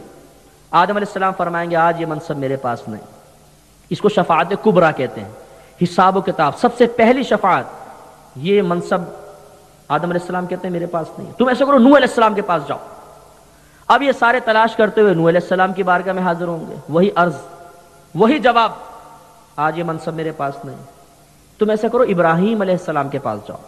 اب یہ سارا گروپ ابراہیم علیہ السلام کے پاس، ذرا تصور و منظر اپنا ذہن میں لے کر آئیں، کتنی مشقت، کتنی مشکل سے جل رہے ہوں گے سارے، لیکن وہاں تک پہنچ گئے۔ کرم ابراہیم علیہ السلام فرمائیں گے یہ منصب آج میرے پاس بھی نہیں، موسیٰ کے پاس جاؤ۔ وہاں حاضر ہوں گے، حضور آپ کرم فرمائیں۔ وہ فرمائیں گے یہ آج منصب میرے پاس بھی نہیں، تم عیسیٰ کے پاس جاؤ۔ عیسیٰ علیہ السلام کی بارگاہ میں حاضر ہوں گے، عیسیٰ علیہ السلام فرمائیں گے یہ منصب آج میرے پاس بھی نہیں، آج اگر کوئی تمہاری شفاعت کر سکتا ہے تو وہ حبیب کبریا محمد مصطفیٰ ہے، ان کی بارگاہ میں جاؤ۔ اب یہ سارا گروپ آ کر کیا کہے گا؟ یا رسول اللہ المدد۔ آل حضرت نے صحیح فرمایا، آج لے ان کی پناہ، آج مدد مانگ ان سے، کل نہ مانیں گے قیامت میں اگر مان گیا۔ وہاں جا کر تو کہنا پڑے گا یا رسول اللہ کرم فرما دیجئے، یا رسول اللہ فضل فرما دیجئے، آج فضل کا منکر، آج کرم کا انکار، لیکن وہاں پہ زبان سے کہنا ہی پڑے گا یا رسول اللہ المدد۔ سرکار جواب میں نے فرمائیں گے کمبختو، ساری زندگی توحید کا درس دیتا رہا، آج میدان معاشر میں پہنچے، اللہ تعالیٰ اپنے خاص تجلی کے ساتھ رونق افروز ہے، آج تو شرک مت کرو، آج تو ڈائریکٹ مانگ لو۔ نہیں، اللہ کے نبی فرماتے ہیں جب وہ فریاد کریں گے میں اپنے آپ کو بارگاہ الہی میں سجدہ ریز پاؤں گا، گویا شفاعت کے لیے جھک جائیں گے۔ مولانا حسن رضا خان صاحب فرماتے کہیں گے اور نبی اذهبوا الی غیری، اذهبوا جاؤ تم الی غیری، میرے غیر کی طرف۔ آدم علیہ السلام نے بھی یہ فرمایا، نوح علیہ السلام، ابراہیم علیہ السلام، موسیٰ علیہ السلام، عیسیٰ علیہ السلام، میرے غیر کی طرف جاؤ۔ کہیں گے اور نبی اذهبوا الی غیری، لیکن میرے حضور کے لب پر انا لہا ہوگا، انا میں، لہا اس شفاعت کے لیے میں ہوں، انا لہا میں ہوں، شفاعت کے لیے سجدے میں گر جائیں گے۔ روایت یہ نہیں کہہ رہی کہ اللہ تعالیٰ فرمائے گا اے حبیب یہ تو نادان لوگ ہیں، ڈائریکٹ کو چھوڑ کے انڈائریکٹ پر آ گئے، تو آپ کیوں جھک گئے؟ ان کو کہیے ڈائریکٹ اللہ سے مانگو، کھڑے ہو جائیے، توحید کا درس دیجئے، ڈائریکٹ اللہ سے مانگو۔ نہیں، سکھانے والا اللہ ہے، بیان کرنے والا نبی ہے، تعلیم دینے والے علماء اہل سنت ہیں۔ نبی کریم جب سجدہ ریز ہو جائیں گے اللہ تعالیٰ فرمائے گا حبیب اپنا سر اٹھائیے، آج جو مانگیں گے عطا کیا جائے گا، جس کی سفارش کریں گے اسے بخش دیا جائے گا۔ توجہ چاہتا ہوں، ذرا توجہ فرمائیے۔ سب سے پہلے جب لوگوں کے دل میں خیال آیا کہ ہمیں کسی کے پاس جانا چاہیے، کوئی وسیلہ بناؤ، یہ خیال ان کے قلب میں کس نے ڈالا؟ پہلے یہ بتائیے کہ اچھا خیال تھا برا؟ بولیے بولیے، اچھا خیال ہے برا؟ اچھا خیال۔ اچھا خیال کون دل میں ڈالتا ہے؟ فرشتہ۔ کس کے حکم سے ڈالتا ہے؟ اللہ کے حکم سے۔ اور اللہ کے حکم سے کیا خیال ڈالا گیا؟ آدم کے پاس جاؤ۔ کیا اللہ تعالیٰ اس بات پر قادر نہیں تھا کہ ان کے دل میں خیال ڈالتا کہ چلو اللہ کی بارگاہ میں چلتے ہیں، فریاد کرتے ہیں؟ نہیں، اللہ نے دل میں خیال ڈالا آدم کے پاس جاؤ۔ اچھا، جب اللہ تعالیٰ خیال ڈالنے والا ہے تو آدم کا کیوں ڈالا؟ ڈائریکٹ اپنے حبیب کا ڈال دیتا، میرے حبیب کی بارگاہ میں آ جاؤ۔ پہلے آدم۔ اچھا، جب آدم علیہ السلام کے پاس پہنچے تو آدم علیہ السلام کے قلب میں خیال ڈالا نوح علیہ السلام کا، ان کے دل میں کیوں نہیں ڈائریکٹ خیال ڈال دیا کہ محمد کے پاس جاؤ؟ سب نبیوں پر ہمارے نبی کی فضیلت منکشف، لیکن ان کے دل میں خیال ڈالا نوح علیہ السلام کا، نوح علیہ السلام یہ دل میں خیال ڈالا ابراہیم علیہ السلام کا، ابراہیم علیہ السلام کے دل میں خیال ڈالا موسیٰ کا، موسیٰ علیہ السلام کے دل میں خیال ڈالا عیسیٰ علیہ السلام کا، اور پھر انہوں نے زبان سے کہا کہ محمد کے پاس جاؤ۔ کیوں اتنا لمبا پروسیس؟ اتنے لوگوں کی آزمائشیں، اتنے لوگوں کی تکلیفیں کیوں؟ مولانا حسن رضا خان صاحب رحمۃ اللہ علیہ اس کا جواب شعر کی شکل میں دیتے ہیں، فرماتے ہیں فقط اتنا سبب ہے انعقاد بزم محشر کا۔ انعقاد مانے قائم کرنا، منعقد کرنا، بزم مانے محفل، محشر مانے میدان محشر۔ وہ اپنے شعر میں سمجھانا چاہتے ہیں کہ کیا تم یہ سمجھتے ہو کہ اللہ تعالیٰ حساب و کتاب کرنے کے لیے میدان محشر کو قائم کرے گا؟ نہیں، وہ تو سب کچھ جانتا ہے کس نے کیا کارنامہ کرنا ہے. وہ اگر چاہے تو جیسی تم آؤ ڈائریکٹ ایک کو جنت میں ایک کو دوزخ میں ڈالے, اسے سب معلوم ہے. کیوں اتنا اہتمام کیا؟ تو فرماتے فقط اتنا سبب ہے انعقاد بزم محشر کا کہ ان کی شان محبوبی دکھائی جانے والی ہے. کچھ لوگ نبی سے پہلے رخصت ہو گئے, نبی کی شان ان کو معلوم نہیں. کچھ نبی کے بعد آئے, نبی کریم کی پوری عظمت و عزت پر مطلع نہ ہو سکے, ان پہ منکشف نہ ہو سکی. اللہ تعالیٰ کو یہ بات پسند آئی, سب اولین آخرین جمع ہو جائیں اور ایک ساتھ میرے نبی کی عظمت کو دیکھیں کہ آج اگر کوئی عظیم ہے, کوئی مقبول ہے, کوئی محبوب ہے, اللہ کی بارگاہ میں کسی کو جرأت کلام ہے تو وہ صرف حبیب کبریا ہے. کتنی شان ہوگی. بچہ بچہ جان جائے گا کہ آج سب سے عظیم کون ہے؟ اللہ کے نبی. اور اس اللہ کے نبی پہ کوئی تنقید کرے, اس اللہ کے نبی کو معمولی سمجھے, اس اللہ کے نبی کو حقیر جانے, اس کی عقل پر افسوس ہے. دو عالم تھے, ایک حقیقتاً عالم ایک حقیقتاً جاہل. ایک عاشق رسول تھا, ایک گستاخ رسول. مناظرہ ہو رہا تھا, کافی دن تک مناظرہ چلتا رہا, کسی کو فتح نہ ہوئی. 6-7 دن گزر گئے. اب وہ جو عالم عاشق رسول تھے یہ رات میں کمرے میں بیٹھے مطالعے کے لیے, اگلے دن پھر مناظرہ تھا, تو سر پکڑ کے بیٹھ گئے. اللہ کی بارگاہ میں فریاد کی, رب کریم اتنے دلائل دے رہا ہوں, یہ قائل ہی نہیں ہوتا, کچھ کرم فرما. پھر اللہ نے کرم فرما دیا. اس رات مطالعہ ہی نہیں کیا, آرام سے سو گئے. صبح اٹھے, مناظرے کی جگہ پر پہنچے, گستاخ رسول سامنے آیا. آپ نے فرمایا آج فقط ایک سوال ہوگا تو اس کا جواب دینا. اس نے کہا پوچھو. ان عالم صاحب نے سوال کیا کہ پہلے فرمایا کہ خدا کی قسم 6-7 دن سے تیرے ساتھ مناظرہ ہو رہا ہے, میں جب یہاں سے جاتا ہوں قرآن سے وہ آیات نکالتا ہوں جس سے نبی کی عظمت واضح ہو جائے, جس میں نبی کے فضائل ہوں, نبی کے کمالات ہوں. وہ حدیثیں پڑھتا ہوں جس سے نبی کی شان میں اضافہ ظاہر ہوتا ہے. بزرگوں کے وہ اقوال ڈھونڈتا ہوں جس سے نبی کی شان واضح ہوتی ہے. دیانتداری کے ساتھ بتا, تو 6-7 دن سے کیا کر رہا ہے؟ کیا تو قرآن سے وہ آیات ڈھونڈ ڈھونڈ کے نہیں نکال رہا جس سے نبی کی عظمت کم ہو جائے؟ کیا وہ تو حدیثیں نہیں نکال رہا جس سے کسی بھی طریقے سے نبی کی ذات بے عیب نظر آئے؟ کیا تو وہ قول نہیں ڈھونڈ رہا جس سے ثابت ہو جائے کہ نبی کو کچھ نہیں دیا گیا؟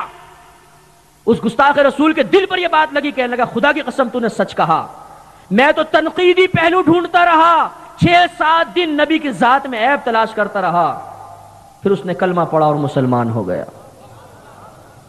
تو خدا کی قسم یہ بہت بڑی بدبختی ہے کہ انسان قرآن پڑھے تو ذہن یوں گردش کرے کہ نبی کو کیا نہیں ملا, کیا نہیں دیا. حدیث پڑھے تو کہہ دیکھا نبی کو یہ کہاں, اگر علم ہوتا تو یوں نہ کرتے, علم ہوتا تو یہ نہ بتا دیتے, علم ہوتا تو یوں نہ کر لیتے. عیب نکالے. یہ بدبختی ہے, خدا کی مار ہے جو میدان محشر میں ظاہر ہوگی.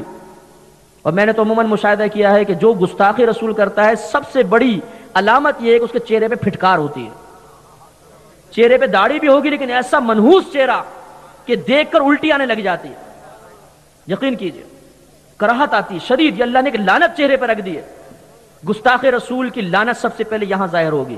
اور پھر قبر کھود کر دیکھیے, ہمارے اکابرین فرماتے ہیں خدا کی قسم اس کا چہرہ سور یا کتے کی شکل میں بدل دیا گیا ہوگا. ان پہ جو منکشف ہوا. گستاخ رسول کی موت بڑی دردناک ہوتی ہے, بڑی ذلت والی موت مرے گا. آخر مقابلہ کس سے کر رہا ہے؟ چیلنج کس کو دیا ہے؟ اعلان جنگ کس کے خلاف کیا ہے؟ نبی کے نہیں, اللہ کے خلاف. اللہ تعالیٰ اپنے نبی کی شان میں ذرہ برابر گستاخی پسند نہیں کرتا. یا ایھا الذین آمنوا لا تقولوا راعنا وقولوا انظرنا واسمعوا وللکافرین عذاب الیم. آپ نے حدیث سنی, آیت سنی ہوگی, اے ایمان والو ان نبی کی بارگاہ میں راعنا مت کہو بلکہ یوں کہو یا رسول اللہ ہم پہ نظر کرم فرمائیے. اور پہلی غور سے سنو, کافروں کے لیے دردناک عذاب ہے. شان نزول کیا ہے؟ یہودی بارگاہ رسالت میں بیٹھتے تھے, جب سرکار کلام فرماتے تو صحابہ کرام کہتے راعنا یا رسول اللہ. راعنا کا مطلب یا رسول اللہ ہماری رعایت فرمائیے, ہمارا مزید خیال فرمائیے. یہ بات سمجھ میں نہیں آ سکی اور آسان کر دیجئے. یہودی بھی راعنا کہتے یا راعنا یا رسول اللہ. اور ان کی لغت میں راعنا کا مطلب ہوتا تھا ہمارے چرواہے, ہماری بکریاں چرانے والے تنزیہ. گستاخی کے ساتھ کہتے تھے. حضرت سعد رضی اللہ تعالیٰ عنہ یہود کی لغت پر واقف تھے. ایک دن ایک یہودی نے کہا تو گدی پکڑ لی. فرمایا خبردار جو آئندہ ہی تو نے لفظ کہا تیری گردن اتار دوں گا. اور ایک روایت میں فرمایا کہ اے دشمن خدا تجھ پہ اللہ کی لعنت، خبردار جو تو نے آئندہ یہ جملہ کہا. معلوم یہ ہوا جو گستاخ رسول ہو اس سے سخت الفاظ کے ساتھ تعبیر کرنا، مخاطب کرنا، یہ سنت صحابہ ہے. بعض لوگوں کو کہیں اخلاق یاد نہیں آئے گا، ماں بہن کی گالیاں بکیں گے، فلمیں دیکھیں گے، ڈرامے دیکھیں گے، اور جب گستاخ رسول کی باری آئے گی بھائی کسی کو برا نہیں کہنا چاہیے، وہ بھی تو کلمہ پڑھتا ہے، وہ بھی تو نماز پڑھتا ہے، وہ بھی تو روزہ رکھتا ہے، کسی کو برا مت کہو، سستہ زبان استعمال کرو. صحابہ کرام سے جا کر پوچھئے. صحابہ کرام نبی کریم کے اخلاق کو اپنائے ہوئے تھے. انہوں نے درس دیا کہ گستاخ رسول کسی احترام کا مستحق نہیں ہوتا. اخلاق یہاں پر یہی ہے کہ اس کے ساتھ سخت جملہ استعمال کیا جائے. او دشمن خدا تجھ پہ اللہ کی لعنت ہو، اگر آئندہ زبان سے جملہ نکلا ہلاک کر دوں گا. یہودی نے کہا مجھے منع کر رہے ہو، تمہارے اپنے مسلمان بھی تو کہتے. بہت شدید حملہ تھا میرے پیارے بھائیوں، بہت شدید حملہ ہے. ہمارے حاجی سر صاحب بولتے ہیں ہماری یہاں کی عوام اصلاح پسند نہیں کرتی، انہیں صرف آپ عقیدے کے بیان کیجئے. واقعی یہ جملہ ہمیں جھنجھوڑ کے رکھ دیتا ہے. تم اپنے مسلمانوں کو بھی تو منع کرو، وہ بھی تو کہتے ہیں. آج نبی کے حکم کو ٹالنے والے مسلمان ذرا توجہ کرو. اگر کسی کافر کو کہیں گے اسلام قبول کر لے، وہ جواب میں کہہ دے پہلے اپنے مسلمانوں کو سمجھاؤ کہ نبی کی بات تو مان لے. کیا جواب دیں گے؟ حضرت سعد رضی اللہ تعالیٰ عنہ خاموش ہو گئے. دلیل پاورفل تھی. سرکار کی بارگاہ میں رنجیدہ آئے. سرکار نے فرمایا سعد کیا بات ہے؟ معاملہ عرض کیا. سرکار نے خاموش ہو کے نگاہیں جھکائی. آیت نازل ہو گئی یا ایھا الذین آمنوا، اے ایمان والو، لا تقولوا راعنا، آئندہ یہ راعنا کا لفظ بھی مت کہو. وقولوا انظرنا، بلکہ اب انظرنا کہو. یا رسول اللہ ہم پہ نظر کرم فرمائیے. واسمعوا، اور پہلے ہی غور سے سنو تاکہ تمہیں انظرنا کہنا بھی نہ پڑے. اور آخر میں حکم دے دیا. مفسرین فرماتے ہیں آخر میں فرمایا وَلِلْكَافِرِينَ عَذَابٌ عَلِيمٌ.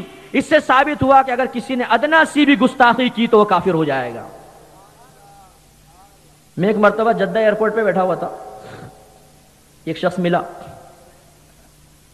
اور یہ میں کوئی گھڑ کے واقعے نہیں سنا رہا ہوں، مقررین بعض اوقات ایسی باتیں بنا کے بھی سنا دیتے ہیں مزہ پیدا کرنے کے لیے، تو سچا واقعہ بتا رہا ہوں.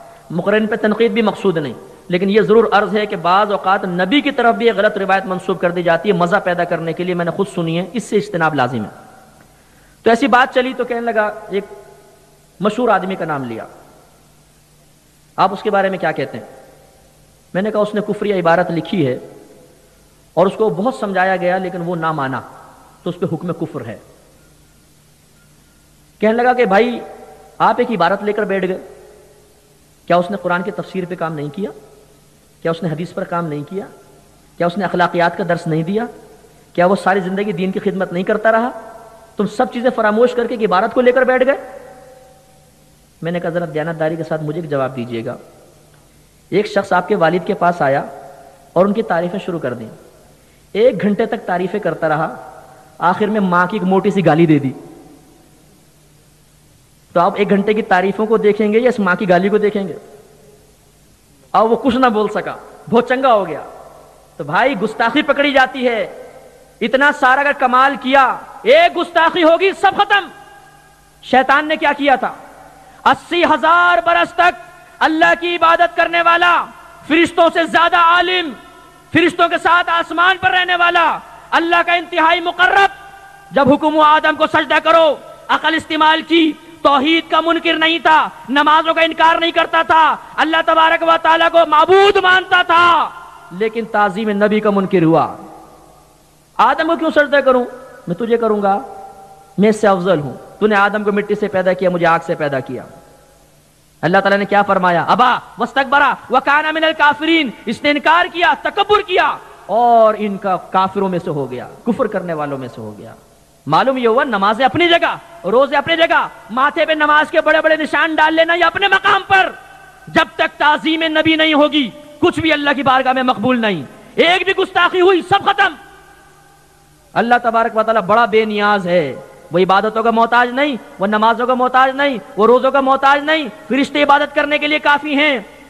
خود قرآن کہہ رہا ہے بعض فرشتے قیام کی حالت میں ہیں، بعض ہمیشہ رکوع کی حالت میں ہیں، بعض ہمیشہ سجدے کی حالت میں ہے۔ خود قرآن کہہ رہا ہے پوری کائنات میں کوئی شے ایسی نہیں جو اپنے رب کی سراتی ہوئی پاکی نہ بولے، ہر شے ذکر کر رہی ہے، وہ ہمارا محتاج ہے۔ ہم سمجھتے ہیں گستاخی جتنی مرضی کرو، خالی نمازیں پڑھو، روزے رکھو، زکات دو، حج کرو تو انشاءاللہ مقبول ہو جائیں گے، نہیں، یہ فارمولہ جد امجد کا ہوگا۔ جد امجد شیطان تھا، یہ اس کا فارمولہ ہے اور فارمولہ ناکام ہوا۔ قرآن سمجھا رہا ہے، فیل ہو گیا، اس کی عقل گئی، راندہ درگاہ ہو گیا، قیامت تک کے لیے لعنت پڑتی رہے گی۔ سرکار بخاری کی روایت ہے، مال غنیمت تقسیم فرما رہے ہیں، پیچھے سے ایک شخص کھڑا ہوا، روایت میں آتا ہے کہ سر گنجا تھا، گھنی داڑھی تھی، آنکھیں اندر کو دھسی ہوئی تھیں، نشانیاں بڑی ٹائٹ ہے، کھڑا ہو گیا، اور روایت میں آتا ہے نجد کا رہنے والا تھا، اس میں منصوب استعمال کریں تو نجدی تھا۔ کہنے لگا اے محمد انصاف سے کام لو۔ ہمارے نبی کو نام سے ایک تو مخاطب کیا، محمد انصاف سے کام لو۔ نبی کریم صلی اللہ علیہ وسلم کے چہرے انور پہ جلال کے آثار نمایاں ہوئے، فرمایا اگر محمد انصاف نہیں کرے گا تو کون انصاف کرے گا؟ پوری کائنات میں محمد سے زیادہ کوئی انصاف کرنے والا نہیں۔ عمر فاروق رضی اللہ تعالیٰ عنہ نے تلوار نکالی، یا رسول اللہ اجازت دیجئے اس منافق کی گردن اڑا دوں۔ معلوم ہوا کہ جو نبی پہ تنقید کرے وہ منافق ہے اور لائق سزا ہے۔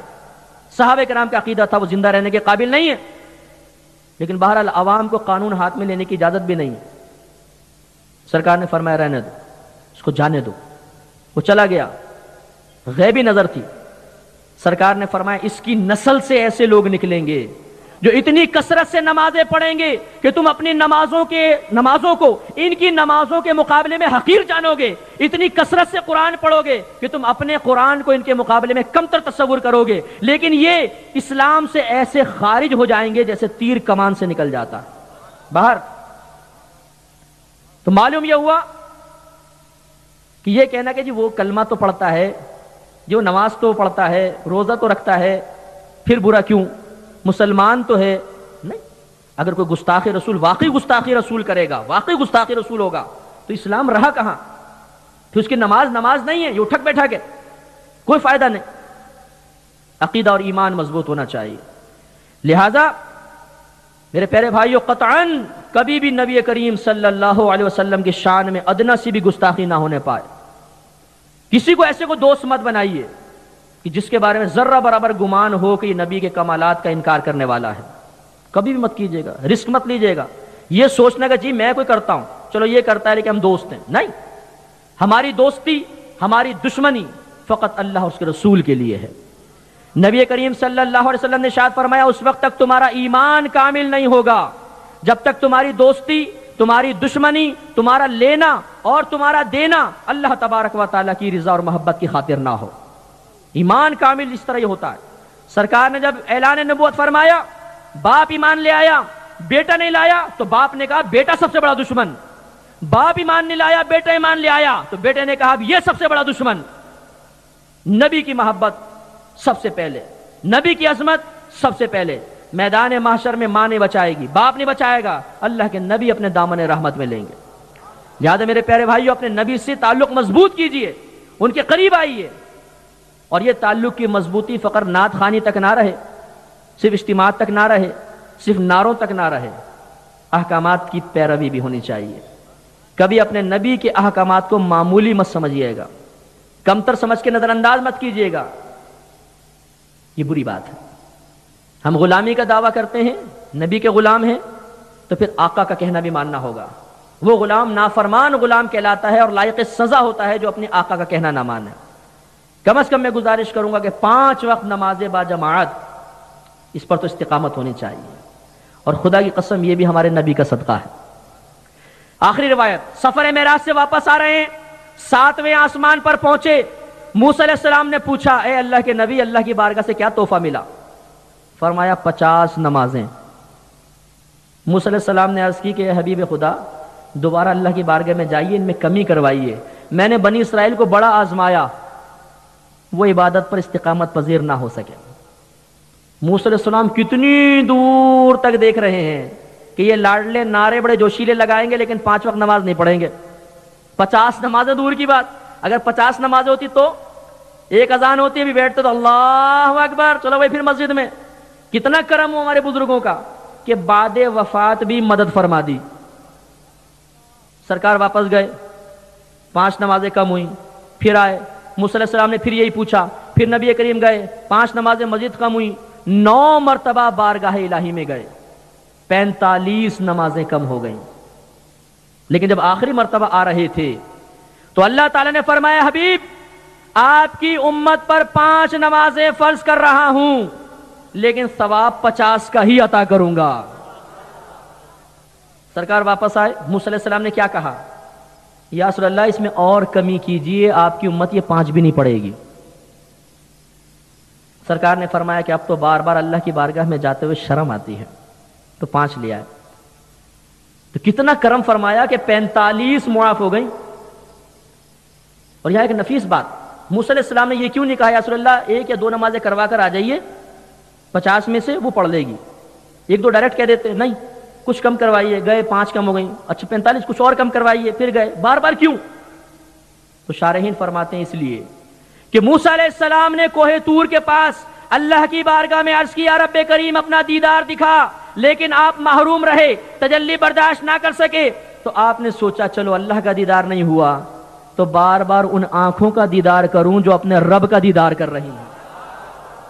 اس لیے تھوڑا تھوڑا بار بار 5 پر بھی کہہ رہے تھے دوبارہ چلے جائیے، ہمارے نبی 5 لے آئے. تو میرے پیارے بھائیوں کم از کم 5 نمازیں تو ہونی چاہیے.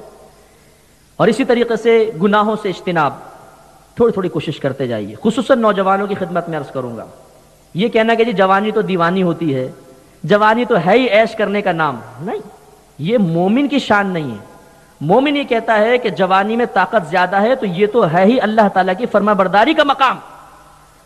بوڑھا ہونے کے بعد تو عادت ڈھیلے پڑ جائیں گے، نہ روزہ رکھ سکوں گا، نہ اسی طرح نماز پڑھ سکوں گا، نہ کھانا صحیح ہضم ہوگا. ابھی جوان ہوں، اپنے اللہ کو راضی کروں گا. ہمارے نبی کریم فرماتے ہیں بروز قیامت جب کہیں سایہ نہیں ہوگا، اللہ تعالیٰ 7 اشخاص کو عرش کا سایہ عطا فرمائے گا. اس میں ایک وہ نوجوان ہوگا جس نے اپنی پوری جوانی اللہ کی فرما برداری میں خرچ کی ہوگی. گناہ کرنا کوئی کمال نہیں، گناہ سے بچنا کمال ہے. نفس کی طاعت کرنا کوئی کمال نہیں، نفس سے مقابلہ کرنا کمال ہے. شیطان سے مغلوب ہو جانا کمال نہیں، شیطان کو دبا دینا کمال ہے. اور یہ اولیاء کرام کا طریقہ ہے. اس لیے ہمت کرنی ہوگی.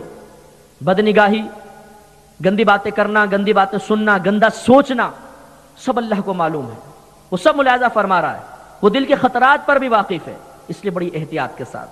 نبی کی عظمت کے بہت سے تقاضے ہیں، جن میں سے ایک تقاضا یہ بھی ہے کہ نبی کا کہنا نہ ٹالا جائے. اس کے لیے یقیناً آپ کو علم سیکھنا ہوگا. آپ علماء کی صحبت میں آئیے، ان سے سیکھیے کہ ہم پر کیا فرض ہے، کیا واجب ہے، کون کون سے علوم سیکھنے ہوں گے. انہیں آہستہ آہستہ سیکھیے اور اپنی اصلاح کی کوشش کیجیے. خصوصاً بڑوں کی خدمت میں گزارش ہے کہ آپ ایسے بن جائیے کہ ہر چھوٹا آپ کو اپنا آئیڈیل اور اپنی مثال بنا لے. اب اچھا بننے میں بھی آدمی آئیڈیل بن سکتا ہے، برا بننے میں بھی، اچھا بننے میں.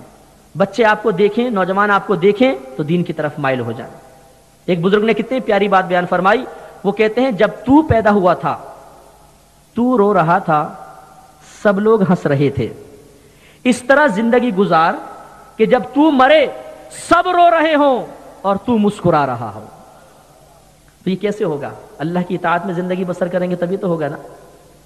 روایت میں آتا ہے کہ ایک نوجوان ایک دریا کے کنارے جا رہا تھا. نبی نے ارشاد فرمایا، ملک الموت علیہ السلام اس کے پاس تشریف لے آئے.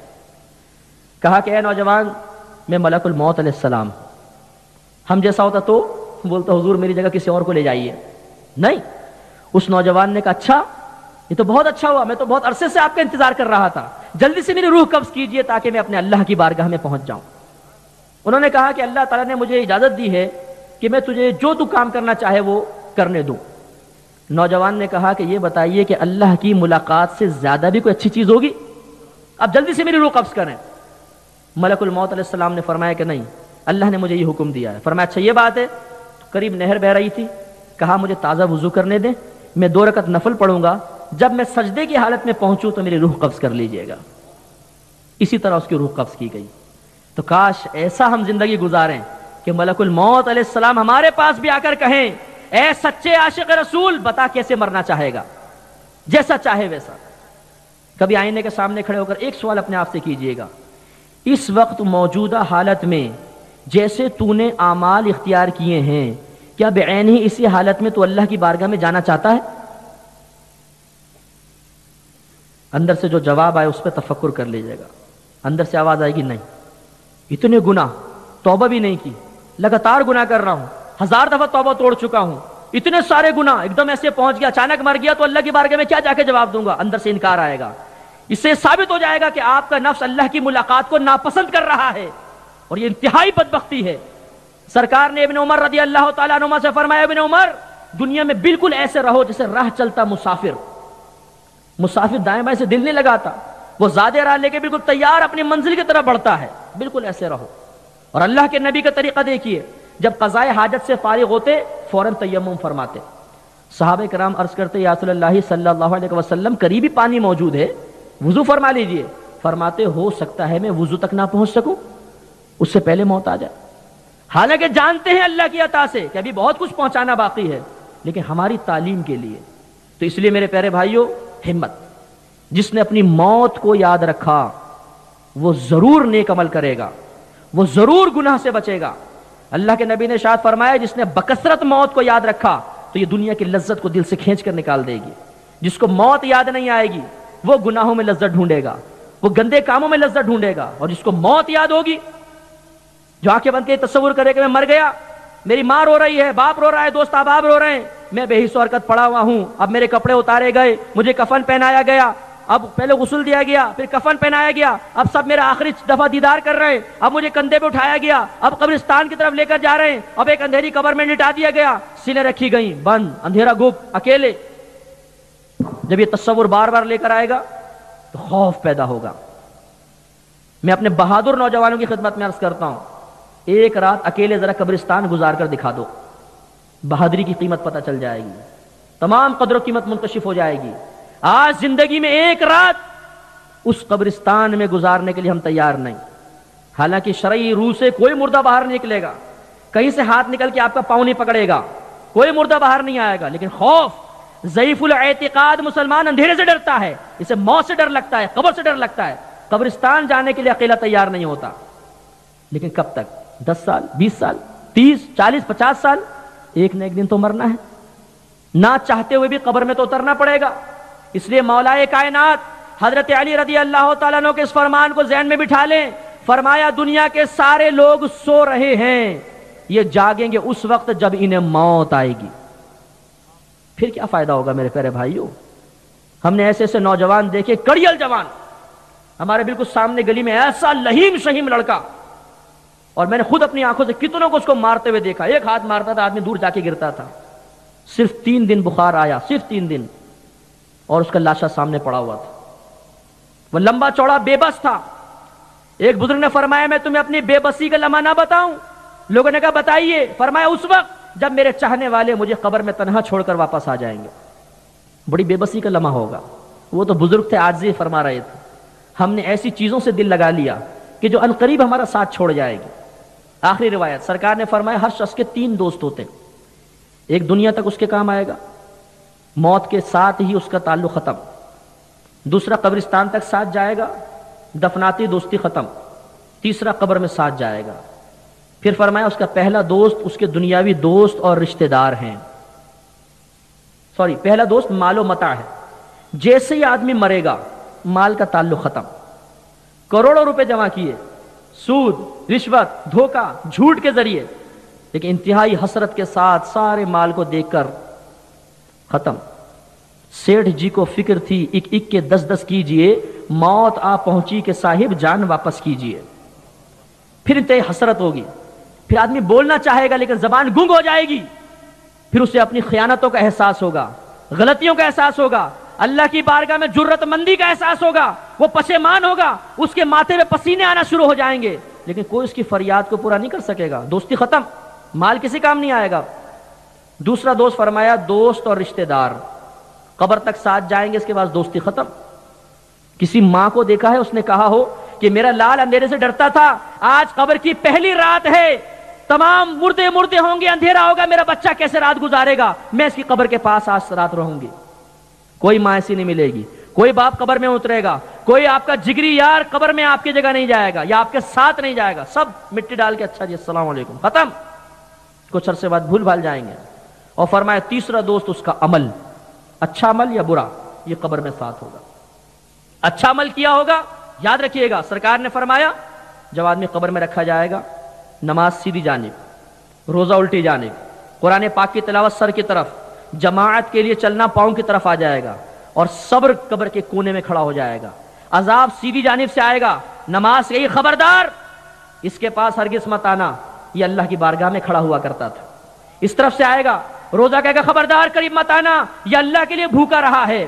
سر کی طرف سے آئے گا، قرآن رکاوٹ بن جائے گا، خبردار یہ راتوں کو اٹھ اٹھ کر مجھ کر پڑھا کرتا تھا، میں تجھے اس کے قریب نہیں آنے دوں گا۔ پاؤں کی طرف سے آئے گا تو جماعت کی طرف چلنا روک دے گا، عذاب مایوس ہو کے لوٹ جائے گا۔ صبر کہے گا کہ میں اسی لیے کھڑا تھا کہ کسی جانب سے تم کمزور پڑو تو میں مدد کے لیے آؤں، اب میں انشاءاللہ میدان محشر میں ترازو کے وقت اس کے کام آؤں گا۔ اس لیے تھوڑی سی توجہ میرے نوجوان بھائیوں، اپنی جوانی کو ضائع مت کر، نیک عمل کی طرف آئیے، مضبوط بن جائیے، مرد بن جائیے۔ مرد وہ نہیں ہے جو کسی کو پچھاڑ دے، یہ کام تو ایک طاقتور عورت بھی کر سکتی ہے۔ ایک گدھے کے پیچھے کھڑے ہو جائیں، ایسے دلتی مارے گا، دور جا کے گریں گے، گدھا بھی یہ کام کر سکتا ہے، یہ کوئی کمال نہیں ہے۔ مردانگی بزرگوں کی زبان میں حقیقتاً یہ ہے کہ نفس و شیطان ہم سے گناہ کروانا چاہے اور ہم تنہائی میں بھی گناہ نہ کریں، یہ کمال ہے، اس کو ہمیں حاصل کرنا ہے، لیکن یہ آہستہ آہستہ حاصل ہوگا۔ اللہ تعالیٰ ہم سب کو توفیق عطا فرمائے۔ اور آخر میں اعلی حضرت رضی اللہ عنہ کے شعر جس میں سرکار کے انعامات کا تذکرہ ہے، وہ میں عرض کر کے انشاءاللہ پھر بیان ختم کرتا ہوں۔ لاسٹ ہمارا بیان ہے اور یہ اشعار مجھے بڑے محبوب ہیں، بہت اچھے لگتے ہیں، آپ بھی اس کو سماعت فرمائیں۔ ان شعروں کے آخر میں آئے گا یہ ہیں، ان سے مراد ہمارے نبی کریم صلی اللہ علیہ وسلم کے ذات اقدس ہے۔ اعلیٰ حضرت رضی اللہ عنہ فرماتے ہیں کہ سچی بات سکھاتے یہ ہیں، سیدھی راہ چلاتے یہ ہیں، ہلتی نیویں جماتے یہ ہیں، روتی آنکھ ہنساتے یہ ہیں، جلتی جان بجھاتے یہ ہیں، ڈوبی ناؤ تراتے یہ ہیں، فیض جلیل خلیل سے پوچھو آگ میں باغ لگاتے یہ ہیں، قصر دنا تک کس کی رسائی جاتے یہ ہیں، آتے یہ ہیں، رنگے بے رنگوں کا پردہ دامن ڈھک کے چھپاتے یہ ہیں، اپنی بنی ہم آپ بگاڑیں کون بنائے بناتے یہ ہیں، رب ہے معطی یہ ہیں قاسم رزق اس کا ہے کھلاتے یہ ہیں، ٹھنڈا ٹھنڈا میٹھا میٹھا پیتے ہم ہیں پلاتے یہ ہیں، نزع روح میں آسانی دیں کلمہ یاد دلاتے یہ ہیں، مرکز میں بندوں کو تھپک کے میٹھی نیند سلاتے یہ ہیں، قید و رضا سے خوش ہو خوش رہے مجدہ رضا کا سناتے یہ ہیں۔